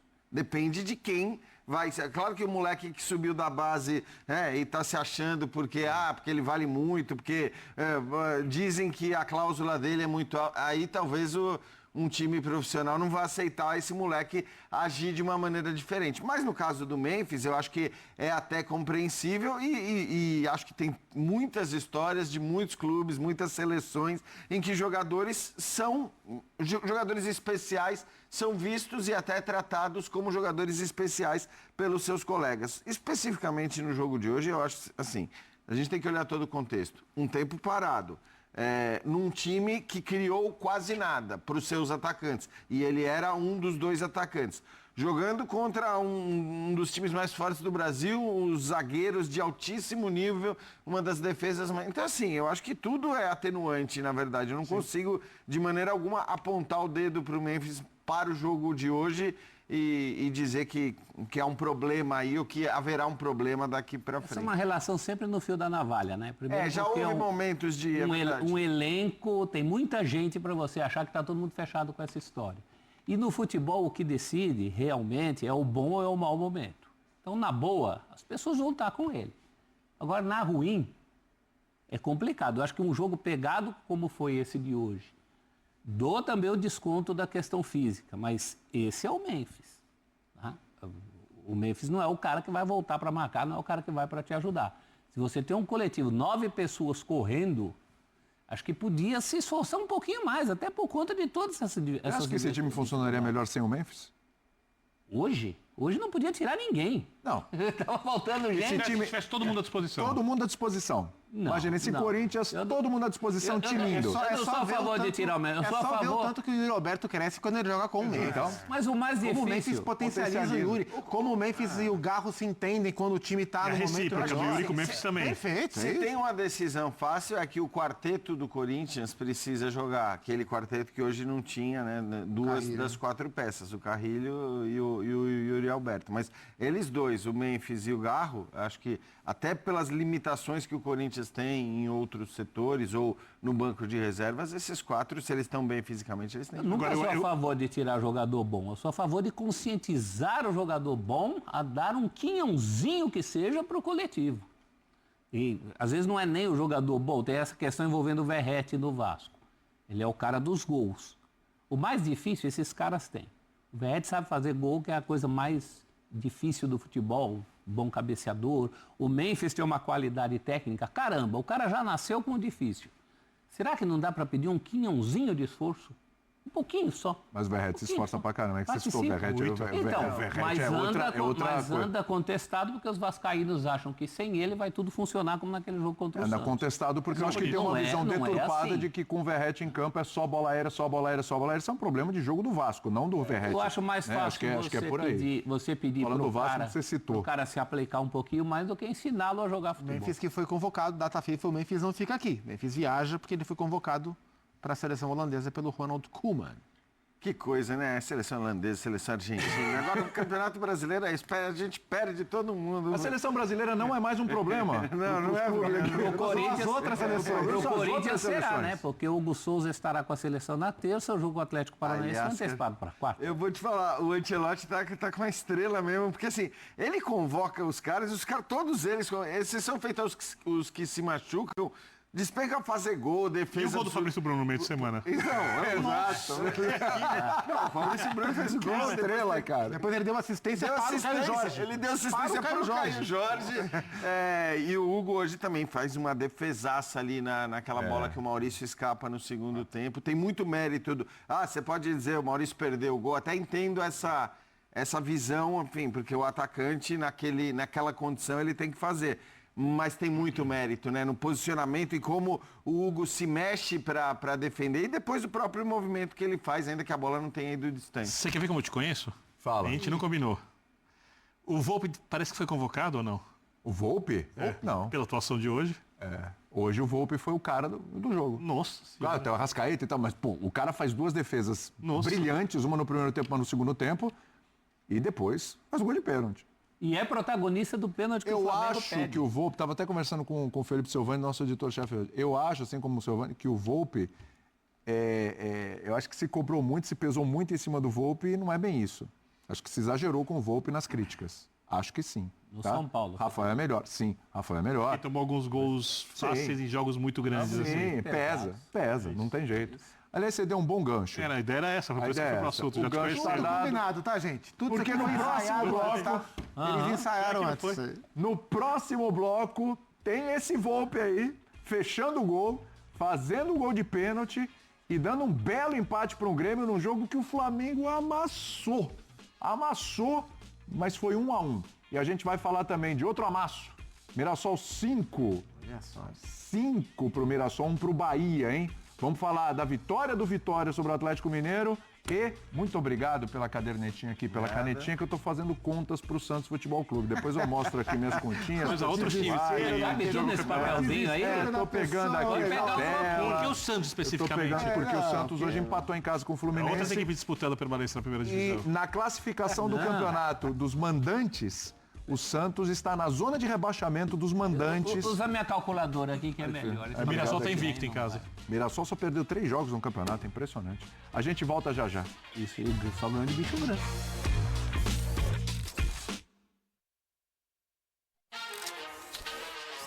Linha de passe e oferecimento.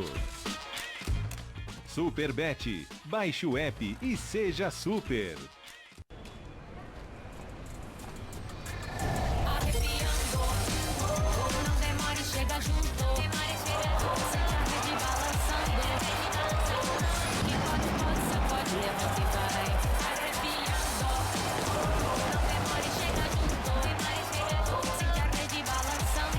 Chega aí, meu consagrado.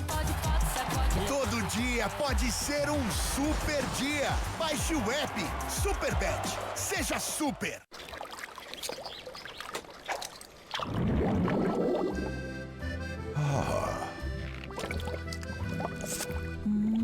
Aceita mais uma porção, meu amor? Sim, mozão. Garçom!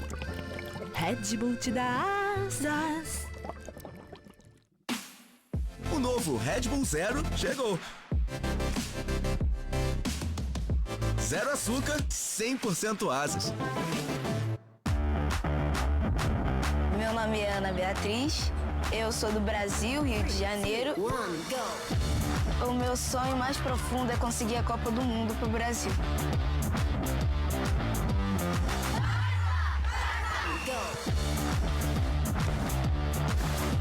Haya marcas que se preocupen y ocupen de crear experiencias, pues algo excepcional. Conheça minha história. O nosso esporte é levar até você o que acontece em todos os outros. O melhor do mundo do esporte num só lugar. Sport Center. De segunda a sexta em 4 edições. Assista ao Sport Center na ESPN. Sport Center, oferecimento. Superbet. Baixe o app e seja super. Os maiores do tênis. O último Grand Slam do ano. E todas as quadras ao vivo para você escolher no Disney Plus. É hora do US Open. De 24 de agosto a 7 de setembro. Brasileirão Série B. O mesmo B de Brasil.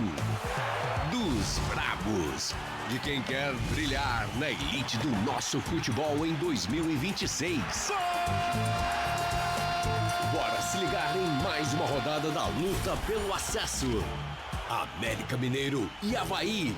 Terça, 7h30 da noite, ao vivo, na ESPN.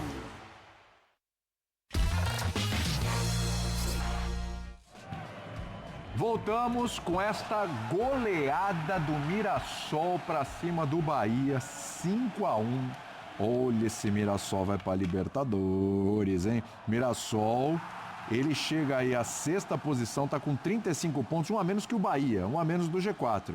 Mirassol tem 20 jogos, é bom que se diga, hein? Tem galera já dos 22, o Mirassol tem 20 jogos. Agora, bom, por mais que a campanha do Mirassol, professor, seja muito boa, você colocar 5-1 no Bahia do Rogério Ceni, que não perdia um tempão, hein? E o jeito que foi, né, William? Foi um atropelo, cara. Primeiro gol, tudo bem, é logo no começo do jogo, com 1 para 2 minutos. Aquele que já é segundo minuto, mas o árbitro você bota 1 na súmula. Mas o resto, o segundo e o terceiro saem no momento em que o Bahia tinha mais posse de bola, controlava o jogo. O Mirassol terminou com 39 de posse. E o Mirassol ia e uma prova de que no futebol o que mais interessa é o que você faz com ela, né? Não o tempo que você fica com ela, muitas vezes. Sabe que o Mirassol vive uma... Fala, William. É, sonda. Não, a gente vai falar daqui a pouquinho. Olha o gol do Eric, olha aí só. Diria José Silvério. Canhota, pá, lá no ângulo. Aqui é São Paulo, belo gol. Vitória do Vitória sobre o Atlético Mineiro, 1-0. Gente, campanha do Atlético horrorosa no Campeonato Brasileiro. O Cuca foi embora. Hoje foi o Lucas Gonçalves, o filho do Otacílio Gonçalves, quem comandou o... E aguardando o Anselmi, aí parece que a coisa está bem encaminhada. A nossa apuração aqui do nosso companheiro André Hernani, espn.com.br, de que o Anselmi está encaminhado, está tudo muito, assim, questão de horas aí para anunciar. O Martim Anselmi, na realidade, foi treinador do Porto, né? Inclusive, caiu depois do Mundial, quando o Porto foi muito mal no Mundial. Ele aqui no Brasil tem uma passagem aí como auxiliar do Miguel Ramírez no Internacional, né? E ele também trabalhou no Del Valle, campeão da Sul-Americana em cima do São Paulo. E depois ele foi para o Cruz Azul do México. Fez um bom trabalho, não ganhou título, mas fez um bom trabalho no Cruz Azul, que o credenciou para o Clube do Porto, onde ele não foi bem. No Porto ele não foi bem. Mas ele é bom treinador, jovem, um profundo conhecedor de futebol. Gravei um Bola da Vez com ele aqui quando ele estava no Del Valle. Tá. É um cara muito interessante, assim, em termos de conhecimento de jogo e tal. Vamos ver se ele vai conseguir trabalhar no Galo. Mas é um nome interessante. O Anselmo, ele vai chegar num momento extremamente delicado do Atlético Mineiro. Primeiro que ele vai ter que reverter o 2-0 para o Cruzeiro. E só isso já é um desafio daqueles. Opa. Também se ele consegue vencer esse desafio, o cara já chega nos braços da galera, né? Então, na verdade, ele chega com uma missão que, né, sabe, goleiro na disputa de pênalti? Pois é, né? Faz o que dá. Exato, faz o que dá. Se ele consegue, é o que você falou, ganha muita moral. Agora, não é o normal, não seria o normal, até porque o Galo não joga em casa, né? Fosse o contrário, quer dizer, você podia até fazer com que essa expectativa fosse maior. Eu acho que o confronto está aberto pela qualidade dos jogadores do Galo e tudo difícil, mais. né? Mas é difícil, não é o normal, então também não acho que é aquela coisa né, do cara chegar com alguma cobrança em relação a isso. Não tá na dele, não. Essa não é dele, não. Isso. Como diria Tá aquele na filme, essa não é comanda minha dele. aspira. Não tá na comanda. Agora, outra parte desse desafio é fazer esse Galo, né? Aí sim. No Campeonato Brasileiro. Sul-Americana. Porque a situação aqui é a seguinte: o Galo, com essa derrota, ele fica com 24 pontos. Só que a galera de baixo resolveu dar uma acordada nessa rodada, né? O próprio Vitória venceu. O Juventude. O Vasco está vencendo e deve vencer o jogo. O Juventude também venceu. Então, E o o que reagindo acontece? bem com o Carpini ali. Né? O Galo está a 2 pontos da zona do rebaixamento. O primeiro na zona do rebaixamento é o Vitória, que tem 22. O primeiro fora é o Santos, com 22. E o Vasco, com a vitória, também tem 22. O Atlético tem 24. O Atlético tem jogos a menos com relação a essas equipes. Tem 2 a menos do que o Vitória, por exemplo. Mas está ali. Então, essa missão aí, Edu, ele tem que tirar dessa situação. E vai que não pinta o título da Sul-Americana. Não, aliás, não é vai que não pinta o título da Sul-Americana. Eu acho que é estar nessa situação, de repente começar a ter que se preocupar com isso, com possibilidade de rebaixamento, que era algo inimaginável para o Atlético. Aconteceu ano passado, hein? Até a última rodada. Aí eu acho que isso atrapalha monstruosamente, né, a trajetória na Sul-Americana, porque aí é óbvio que não vai ser a sua prioridade. Claro. Aí mesmo que você avança na Copa do Brasil e você avance na Copa do Brasil, nem a Copa do Brasil, né, pode ser a sua prioridade. E a Sul-Americana, o Galo tem uma viagem para La Paz, né? Então, que não é uma... Um chato com o Bolívar, porque o Bolívar é um bom time, né, no contexto do continente. O Galo faz a primeira fora de casa, que o Bolívar veio da Libertadores, e define Belo Horizonte. É o penúltimo junto, 2 estão envolvidos nas 2 Copas, né? Galo e Fluminense. Isso. Fluminense está, é isso. Fluminense com cansaço acumulado, inclusive, já com o Mundial. E o Renato tem reclamado bastante nas coletivas. Um desafio aí para o Anselmo. Já a gente fala do Flu. O jogo com Vitória hoje foi o jogo dos técnicos interinos, né? Porque no Vitória estava o Rodrigo Chagas, lateral direito, talvez o maior lateral direito da história do Vitória, e jogou um pouco do Corinthians também. O Vitória que tentou o Wagner Mancini, mas o Wagner Mancini está contente lá com o projeto no Goiás. Vai subir, possivelmente. E possivelmente vai subir, ficou por lá. Vamos falar de Flamengo e Grêmio, mas você queria falar alguma coisa de Bahia e Mirassol, é isso? Eu queria falar do Mirassol, porque faz algum tempo a gente conversou aqui com o Rafael Guanais e é interessante lembrar que o Mirassol vive uma realidade paralela, se a gente for comparar com as outras equipes que estão na elite do futebol brasileiro. Primeiro, orçamento. Mirassol não tem como ficar contratando jogadores estrangeiros, pagando altos salários. Então tem que basicamente feito aqui. Segunda coisa que eu acho que é mais importante, como o Mirassol é um time do interior de uma cidade, criou-se ali uma relação dos jogadores com a cidade. Porque hoje o futebol, os jogadores são praticamente inacessíveis. Quando estão em cidades grandes, você raramente os vê. Muitos, quando são muito grandes, não podem andar na rua sem que sejam assediados positivamente, não podem jantar, tal. E a relação fica como se fosse de uma estrela com o seu admirador. Os jogadores do Mirassol estão como se fossem pessoas da cidade do interior. E criou-se essa conexão, e o time acertou, mesmo sendo um time muito velho, que não tem que disputar torneios de mata-mata no meio. O time pegou o embalo, está jogando bem, e vive como se fosse um time numa situação do futebol do passado dentro do futebol atual. e está funcionando muito bem. E em campo um time altamente agressivo, né? É um time que está conquistando seus pontos com futebol de muitos ataques, volume de finalizações é alto. Né? Salário em dia. O Chico da Costa chegou e pegou todo o jogo. Né? O Paulinho, o executivo, o primeiro trabalho do Paulinho como executivo, também ganhando elogios. O Mirassol, eu não sei quem vai ser campeão brasileiro, não será o Mirassol. Mas o Mirassol é a grande história desse campeonato brasileiro. Sem dúvida. E nada é por acaso. Ele já enfiou 4 no Grêmio, 3 no Santos, 5 no Bahia. Ele só tem 3 derrotas. Cruzeiro fora de casa na primeira rodada, Flamengo e vendeu a primeira vez que ele joga, é um clube centenário. Exatamente. Que é a primeira vez que joga uma elite do futebol brasileiro. E eu acho que essa situação externa pesa tanto. Vai só para uma reflexão super rápida. Que a coisa do salário em dia, do ambiente mais leve, né, de uma coisa que o time é ultra profissional, mas do espírito um pouco mais amador da relação com o torcedor, eu garanto para você que se você pegasse os mesmos jogadores, o mesmo técnico, metesse a camisa de uma equipe gigante, os resultados não são iguais. Iam ser muito. Inclua aí o técnico também. Não teria sossego para trabalhar. Então, de parabéns, cara. Mirassol, é uma história muito bonita. Não é sequer a grande cidade da sua região, que é Rio Preto, né? Mirassol fica a 10 quilômetros de Rio Preto, praticamente. Se for para Libertadores, talvez mande no estádio de Rio Preto. Que coisa, hein? Que coisa. Não, isso não pode acontecer. Peixeirão. Que história seria essa o Mirassol na Libertadores, hein? Bom, e que história foi essa no Maracanã, né? Me ajudem aí, porque o Flamengo com aquela volúpia, aquela pressão, a Arrascaeta bem demais no jogo, Pedro, de novo, Samuel Lino começando super bem, de novo Henriques bem, então o Saúl, enfim, parecia que estava tudo sendo orquestrado para um jogo tranquilo para o Flamengo. Por ser o Grêmio, evidentemente não imaginava que ia ser 8-0 de novo como foi a vitória, mas parecia que ia pintar um placar elástico, né?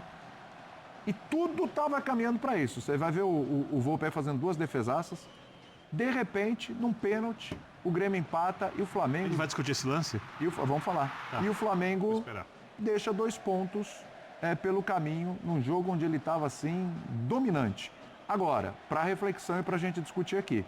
Contra o Vitória, funcionou tudo. O Flamengo chutou pro gol, a bola entrava. Esse Flamengo de volume, de pressão...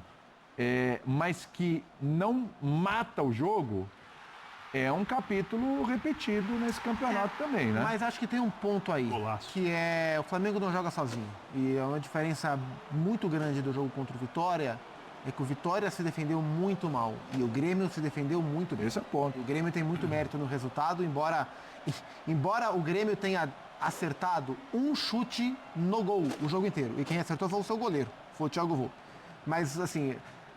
o contexto era, o Flamengo jogava de novo no Maracanã, depois de uma partida histórica e exuberante e perfeita contra o Vitória, para enfrentar um time com muitas dificuldades, que é o Grêmio, treinado pelo Mano Menezes. Qual seria a postura do Grêmio? Defender de qualquer... Fechadinho, meu amigo. E defendeu muito. O Mano escalou o Grêmio com linha de 4, mas defendeu com linha de 5, às vezes com linha de 6. Né? Então, assim, embora o Flamengo tenha tido muito volume, criado chance... O Flamengo encontrou no jogo de hoje mais dificuldade para entrar com essa bola dentro da área do que encontrou em outros jogos. Claro. O gol do Arrascaeta foi uma das raras construções com bola de pé em pé que o Flamengo conseguiu achar um espaço. E foi um golaço. No mais, foram muitas bolas cruzadas, porque embora o Flamengo tenha tido uma boa atuação, tenha tido muito volume e tenha tentado o gol o tempo inteiro, enfrentou um adversário que na sua proposta de se defender, trabalhou muito bem. Né? E aí depois que o Arrascaeta fez o gol, e o gol foi com 8 minutos do segundo tempo, o Grêmio foi tentar sair. O Mano começou a tirar volante, tirar zagueiro, colocar a gente da frente. O Grêmio nem melhorou tanto ofensivamente, mas pisou a área. E aí causou esse lance aí que a gente vai discutir. E aí o Grêmio buscou o empate num lance quase que isolado de construção da equipe. Mas a proposta defensiva do Grêmio contribuiu para o jogo de hoje. Né? Então o Flamengo não joga sozinho. E o Grêmio se defendeu muito bem e mereceu o empate pela maneira que se defendeu, no meu entendimento. Só uma curiosidade aqui, e talvez essa questão da forma como se defendeu esteja esclarecida num item aqui. Contra o Vitória, a posse de bola do Flamengo foi de 72%, hoje 67%. Ali. Sim. Finalizações, 20 contra o Vitória, 21 contra o Grêmio.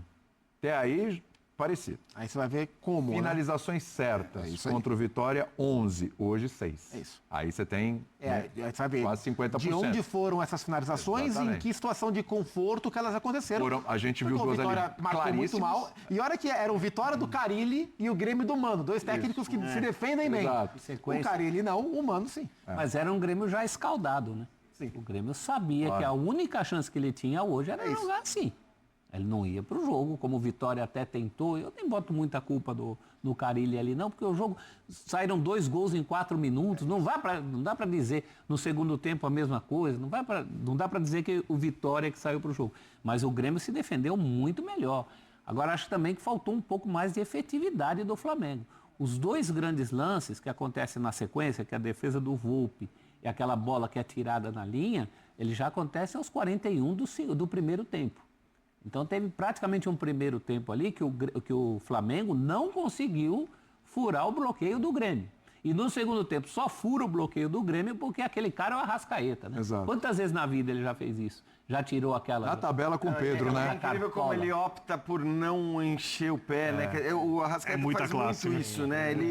Ele percebe que, pera lá, aqui para finalizar, daqui, para eu acertar, para ter alguma chance da bola entrar... Não vai ser com força, vai ser... Ele faz muito isso e foi mais um golaço dele. Agora, estranho foi que depois do gol, não abriu a porteira.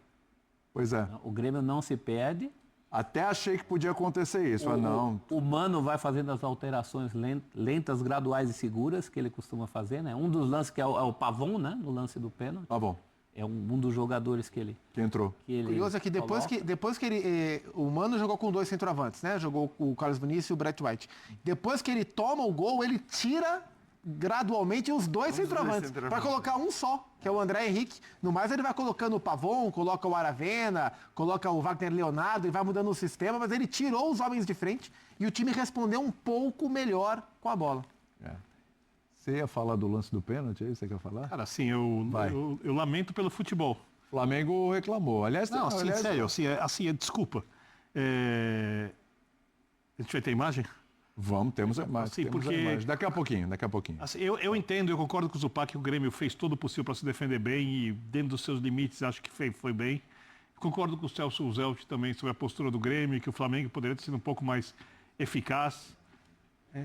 Mas eu acho que o Flamengo não ganhou o jogo, ou no caso, até esquece que é o Flamengo. Cara, isso não existe. Não, o Flamengo não ganhou o jogo, não é por causa disso, não. Não existe. O Flamengo não ganhou o jogo porque o Flamengo não fez os gols. O Flamengo criou. Isso aí já podia estar uns 4-0 o jogo. Eu concordo, perfeito, eu concordo com você. Eu acho que colocar o Flamengo hoje perdendo 2 pontos em casa por causa desse lance, eu acho que não dá. Eu quando vejo isso daí, eu tenho a impressão que o futebol acabou. Como que o jogador vai correr com o braço grudado, ainda pra corrida de frente, não tá indo nem de lado? Como o jogador vai correr? Aí o cara pega... Se eu sou técnico, eu repito. Eu treino o jogador pra chutar a mão na bola. Isso a gente concorda, mas a regra que tá valendo hoje é essa. Eu não sei se marcaria isso, por exemplo, na Premier League. Desculpa. Assim, na Premier League não marcariam, mas... Então mas é a regra, cara. O problema... Aqui é pênalti. Aqui é a fábrica de pênalti, a fábrica de cartões, de amarelos, esse é o problema. expulsões. Mas se você aí o cara bate por cima, às vezes passa, aí o cara reclama toma amarelo. Você escreve lá que não pode aumentar o espaço. O problema está em escrever. Uma vez que você escreveu, não pode aumentar o espaço. Ele está aumentando o espaço. Por que na Premier League não dá um pênalti? É pênalti. É a mesma regra. Então, mas... Porque lá o futebol é futebol de verdade. Aí tem orientações diferentes. Aqui a orientação é completamente equivocada, inclusive em relação ao uso do VAR. O que o Lucas pode fazer, ele tem que correr com o braço para trás, obriga o atacante a correr também. Eu acho lamentável também. Agora, infelizmente, a gente vê o tempo todo. Tanto que essa frase que você está trazendo aqui hoje, você traz toda semana. Você fala, acabou o futebol, acabou. Toda semana o menino vem aqui e fala, acabou o futebol. Ainda bem que não acabou, né? Assim, senão não tinha outra semana. Assim, nesse caso, cara, o cara está correndo. É um movimento. Eu não consigo nem classificar como um movimento antinatural. Vocês vão falar, ele abriu... perceba que ele está correndo. Aquela brida de braço que acontece é uma consequência do toque da bola no braço. Agora, infelizmente, isso... Eu não vou dizer que é o padrão, porque não tem padrão aqui. Aliás, achei que o Felipe Luiz foi bem até na reclamação, que ele... Cara, ele é uma reclamação no estilo Felipe Luiz, né? É uma reclamação dizendo... Defina um padrão, pelo menos critério. Falta critério. Uma coisa, uma vez é, uma vez não é. A gente elogia quando pênaltis como este não são marcados. Eu, pelo menos... Mas vários assim foram marcados. Mas vários foram marcados. Talvez a maioria seja marcada. A maioria é marcada. Por isso que a gente fica Eu vou passar o ano inteiro defendendo que O problema, veja bem, o problema é a orientação. O problema é esse. É que sabe o que me incomoda? Aí vem um outro problema, que é a falta de padrão. Sabe o que me incomoda? Porque o cara marca esse pênalti, o outro não marca. Eu acho que realmente mais marcam do que não marcam. Aí tem um movimento. A gente adora marcar tudo. A gente marca. Exatamente. A gente marca pênalti para toda hora. Bola na mão que não é pra ser marcada. A gente marca pênalti em empurrão que o cara tipo encosta, o outro sai desabando. Então a gente gosta de marcar. Eu sempre digo que eu tenho a impressão que os árbitros de VAR eles ganham comissão por lance marcado. Então, quanto mais ele interferir, ele vai ganhar uma comissão ali. O cachê aumenta, então, porque não é possível. Esse árbitro. Ah, não, era o outro. Era o do Corinthians e Palmeiras, tinha um número altíssimo de pênaltis marcados. O que me incomoda é o seguinte, eu acho que sorte e azar, como a gente está falando de um jogo, são parte do jogo. A bola desvia e entra no gol em alguém, do seu time ou do outro time. De repente o cara chuta a bola quase perfeitamente para fazer o gol. Ela bate na trave, corre na linha e não bate na trave e sai. Quer dizer, houve uma imprecisão, mas também tem sorte e tem azar ali. O que foi criado no futebol brasileiro é uma sorte e azar que não pertence ao jogo, porque isso não é um lance de perigo. Isso é um lance morto, tá? Ou lance semi-morto, não sei o que acontecer. Um lance que não tem nada de habilidade, de técnica, e que simplesmente um cara corre como tem que correr, porque ninguém, se você tem alguma dúvida, você vai e olha uma criança correndo na escola, você olha um adulto correndo, você olha uma prova olímpica, se alguém corre com o braço assim, ninguém corre o braço se o cara está correndo com o braço normal, como o atacante está correndo, aí o cara pega, bateu na mão, mudou o jogo. Essa sorte e azar não são do futebol. Nunca foram. E elas poderiam até passar a ser, se fossem boas para o jogo. Elas são péssimas para o jogo. E é uma pena, porque esse tipo de coisa no futebol que o Pedro gosta, o futebol da moda antiga... Eu gosto muito do futebol atual, tá? Não havia tanta polêmica em relação a isso. No tempo da intenção... Um lance desse, a gente falaria, não foi porque ele está correndo, não quis pôr a mão na bola. Não tem o que fazer com o braço. E aí tiraram isso. Porque assim, a coisa da intenção, na verdade, criaram um eufemismo ali, criaram um sinônimo para tentar... Porque, no fim, quando você fala em movimento natural ou antinatural, para mim, isso determina intenção ou não intenção. Claro. Porque se você está fazendo um movimento natural, é natural, não é uma coisa intencional. Se você está correndo e de repente faz assim, aí é intencional. Você teve a intenção de fazer isso. O movimento antinatural é quando você assume um risco além do movimento natural. E aí a intenção é quando você quer dar um tapa na bola. Eu sei, mas se você assume o risco com um movimento... O antinatural pressupõe intenção. O meu ponto é esse. Sim. O termo antinatural, se não é um movimento natural, foi intencional. Porque o que foi? Foi um espírito que puxou teu braço? É antinatural, mas puxado às vezes por forças ocultas. Não é um movimento espiritual. Quando o jogador salta com os dois braços para cima, ele não está saltando para ele interceptar a bola. Está saltando porque está assumindo risco, para ter mais impulsão, sei lá. E esse movimento, se a bola pegar... Então, mas você está falando... é o antinatural. Se você está falando para pegar a impulsão, qualquer movimento que seja para impulsão de um salto, ele é natural. Porque na hora que você salta, o normal é você... Você pode saltar sem os braços erguidos. Então, só dando um exemplo da diferença entre o antinatural e a intencional. É o que eu estou falando. Mas não é a intenção bater com a bola na bola. Como que você marca um pênalti como esse e não marca o pênalti do jogo do Vasco no meio de semana? Calma que é muito jogo. Eu já dei livro. Vasco-Botafogo. Já dei livro. Vasco-Botafogo. Ah, o do Marlon Freitas. Sim. Quer dizer que são lances diferentes. Perfeito. São diferentes. Só que você concorda comigo que o do Marlon Freitas, se não tá na frente... Eu, por exemplo, não marcaria o pênalti do Marlon Freitas. Tá na frente do corpo. Se não pega na mão dele, pegaria no corpo. Isso. Mas eu acho que são lances que estão ali no limite. Ampliou a área corporal, por exemplo. Semana passada, teve o pênalti do André Ramalho, que foi marcado. Não nenhum dos dois. Que foi marcado em São Januário. E um lance do André Ramalho. Pênalti. Ok.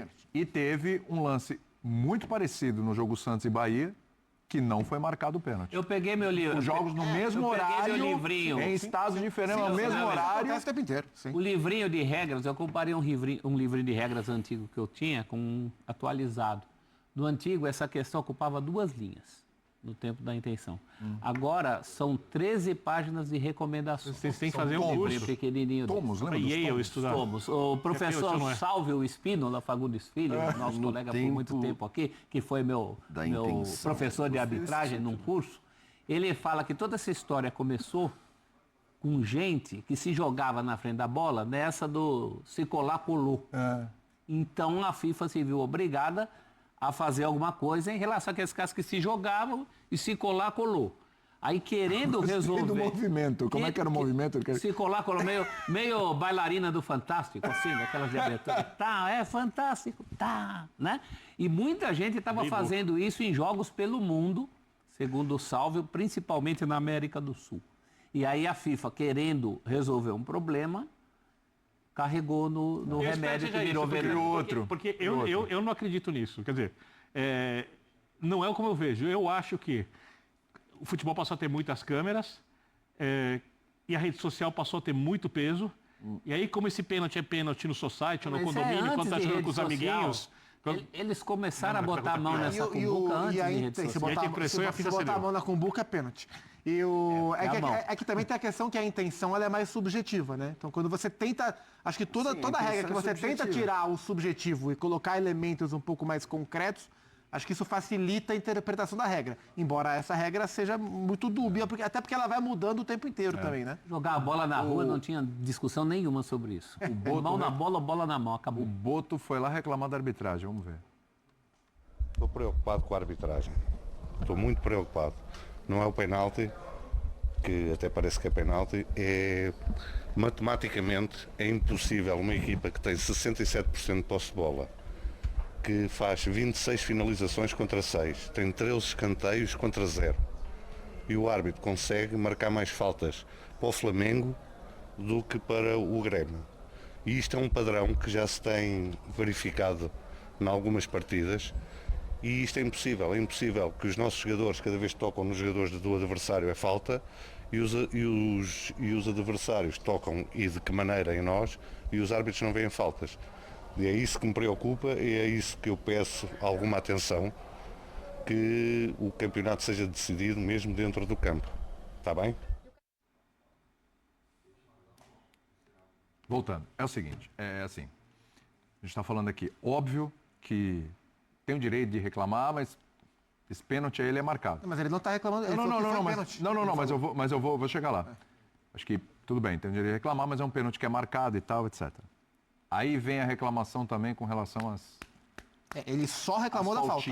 Ele não reclamou do pênalti. Né? O Felipe Luiz que reclamou do pênalti. Então tem uma reclamação de Boto e de Felipe Luiz. Geralmente os dois estão sempre na mesma página, né? Se dão muito bem. Aí você reclama das faltinhas. Porque isso já foi uma reclamação no intervalo do jogo. Você pegar, teve jogadores do Flamengo dando entrevista na saída no intervalo. O Lino. Já reclamando, tá picotando o jogo, tá picotando o jogo. Eu só acho o seguinte, reclamação é válida. Só não dá para isso aí virar uma névoa para esconder que assim, o Flamengo não venceu o Grêmio porque não teve a competência para resolver o jogo do jeito que poderia, porque criou volume, teve mais posse, os números são indiscutíveis, o Flamengo teve todas as condições para resolver a parada. Não, resolveu e não pode agora ficar o Boto falando de faltinha, de picotar o jogo. Especialmente na narrativa que ele quer emplacar de que eles já perceberam que em outros jogos as faltinhas só se marca para o Flamengo. Aí já é um discurso como é que pode um time que tem mais posse ter mais faltas? Aí é discurso persecutório. Mas aí, assim, cara, a gente vai lembrar do Botafogo de 2020, o que o Textor falava em 2023 e o que o Textor falava em 2024. Porque é impressionante o salto na qualidade da arbitragem brasileira de 2023, onde todo mundo era corrupto, provas, não sei o que e tal, para 2024. O auxiliar do Abel que tu falou que o campeonato estava direcionado e o Palmeiras virou. Depois deixou de estar direcionado. Cada um com a sua verdade, viu? Cara, assim, essas coisas, ou essas ilações de não ter mais posse, você tem obrigatoriamente que ter mais falta cometida, menos faltas cometidas. Assim, não existem essas regras. O normal, claro, evidentemente, se o outro time tem mais posse. Taticamente isso não é necessariamente verdade. Então, porque aí... Você pode ter bola tocando de lado, perde a bola, faz a faltinha na frente para travar. A questão é se foi falta ou não. Não é uma realidade isso. O problema é que a gente sempre usa os argumentos que nos servem em determinados momentos e aí depois vai deixar de usar na hora que não serve mais, e aí fica esse diz que me diz, e ninguém chega e fala, vamos, acho que a gente tinha que conversar, tinha que sentar, a gente já deu 8.000 sugestões aqui, não vou ficar repetindo, porque não leva a lugar nenhum, porque ninguém nunca vai fazer nada mesmo. Eu só gasto seu português. Mas assim, essas ilações de relação de número, de marcou mais, de marcou menos, tal, aí eu não acho que Tanto que você viu que eu só comentei lances específicos porque eu estava fazendo o jogo, não tenho como avaliar se marcou mais ou menos falta. Sim. Mas às vezes essa coisa que é estatística de você tem mais isso, você tem mais aquilo, quer dizer que você é mais prejudicado ou é mais beneficiado.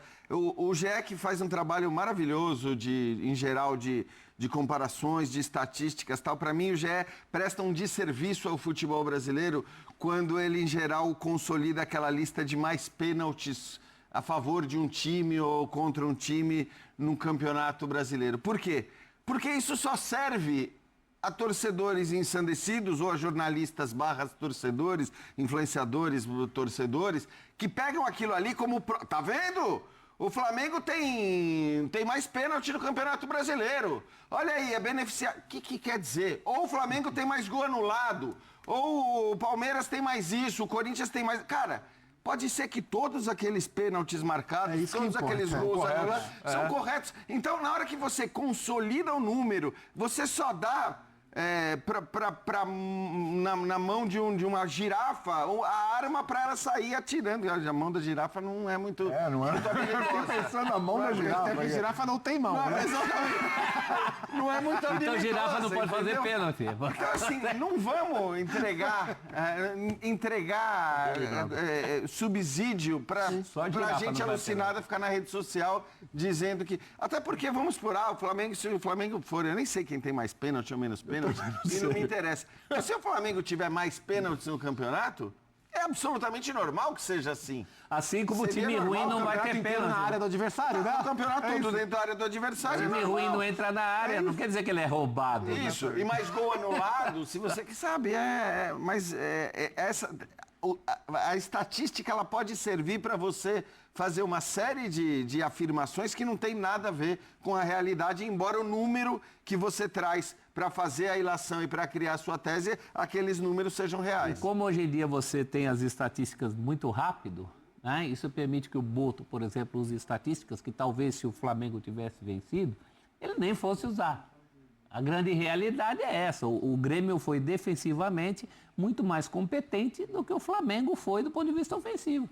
O resto é cascata. Vamos ouvir o Felipe Luiz e o Volpe, hein? O herói do jogo. Jogo onde fomos muito superiores. Tivemos muitas chances de fazer gol. Um volume muito grande de jogo. Verdade que jogo muito parado, né? Muito parado muitas vezes. É o jogo tipo do jogo que eu não gosto. Mas criamos inúmeras chances e o mais que o suficiente para fazer o primeiro e também para fazer o segundo.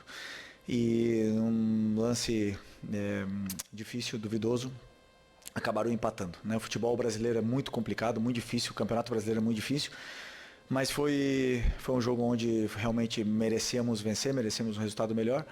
Infelizmente não veio e levantar a cabeça, pensar na próxima. Eu acho que por todo o cenário, né?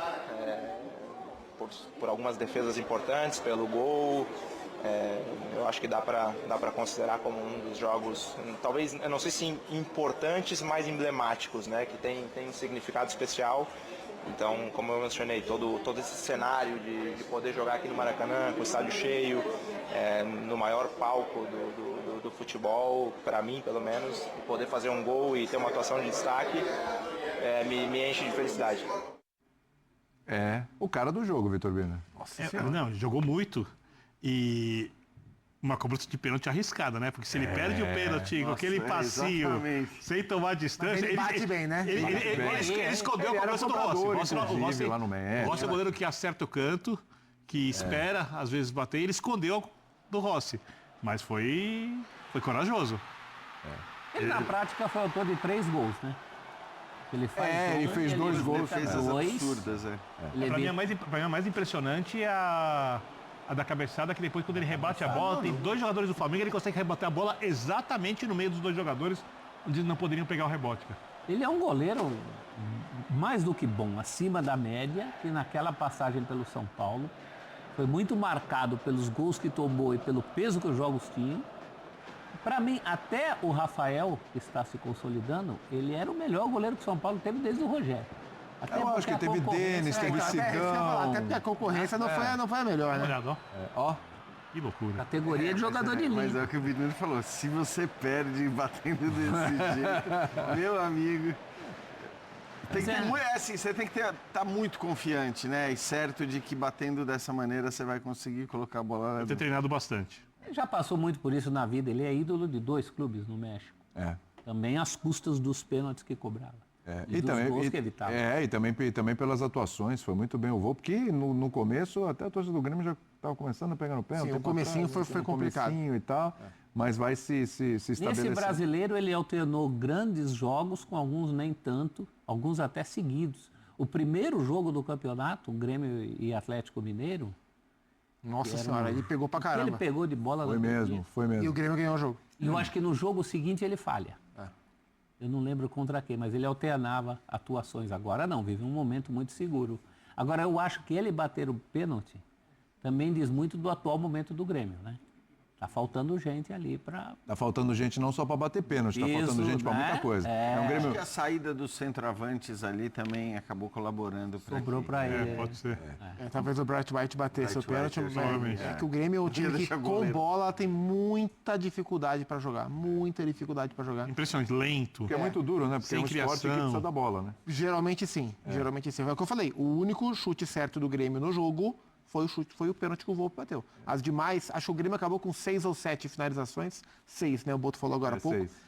5 foram para fora, uma foi dentro da casinha. Tipo, o Rossi não praticou defesa no jogo. Então, a bola que foi entrou, que foi o pênalti. A briga do Grêmio é para não cair, é isso? Até o final cair. É isso aí? Não sei se vai ser até o final. Hoje ela é para não cair. E o nível de futebol que o Grêmio pratica indica que essa é uma briga real. Quanto tempo ela vai durar, não sei. O time pode reagir, né?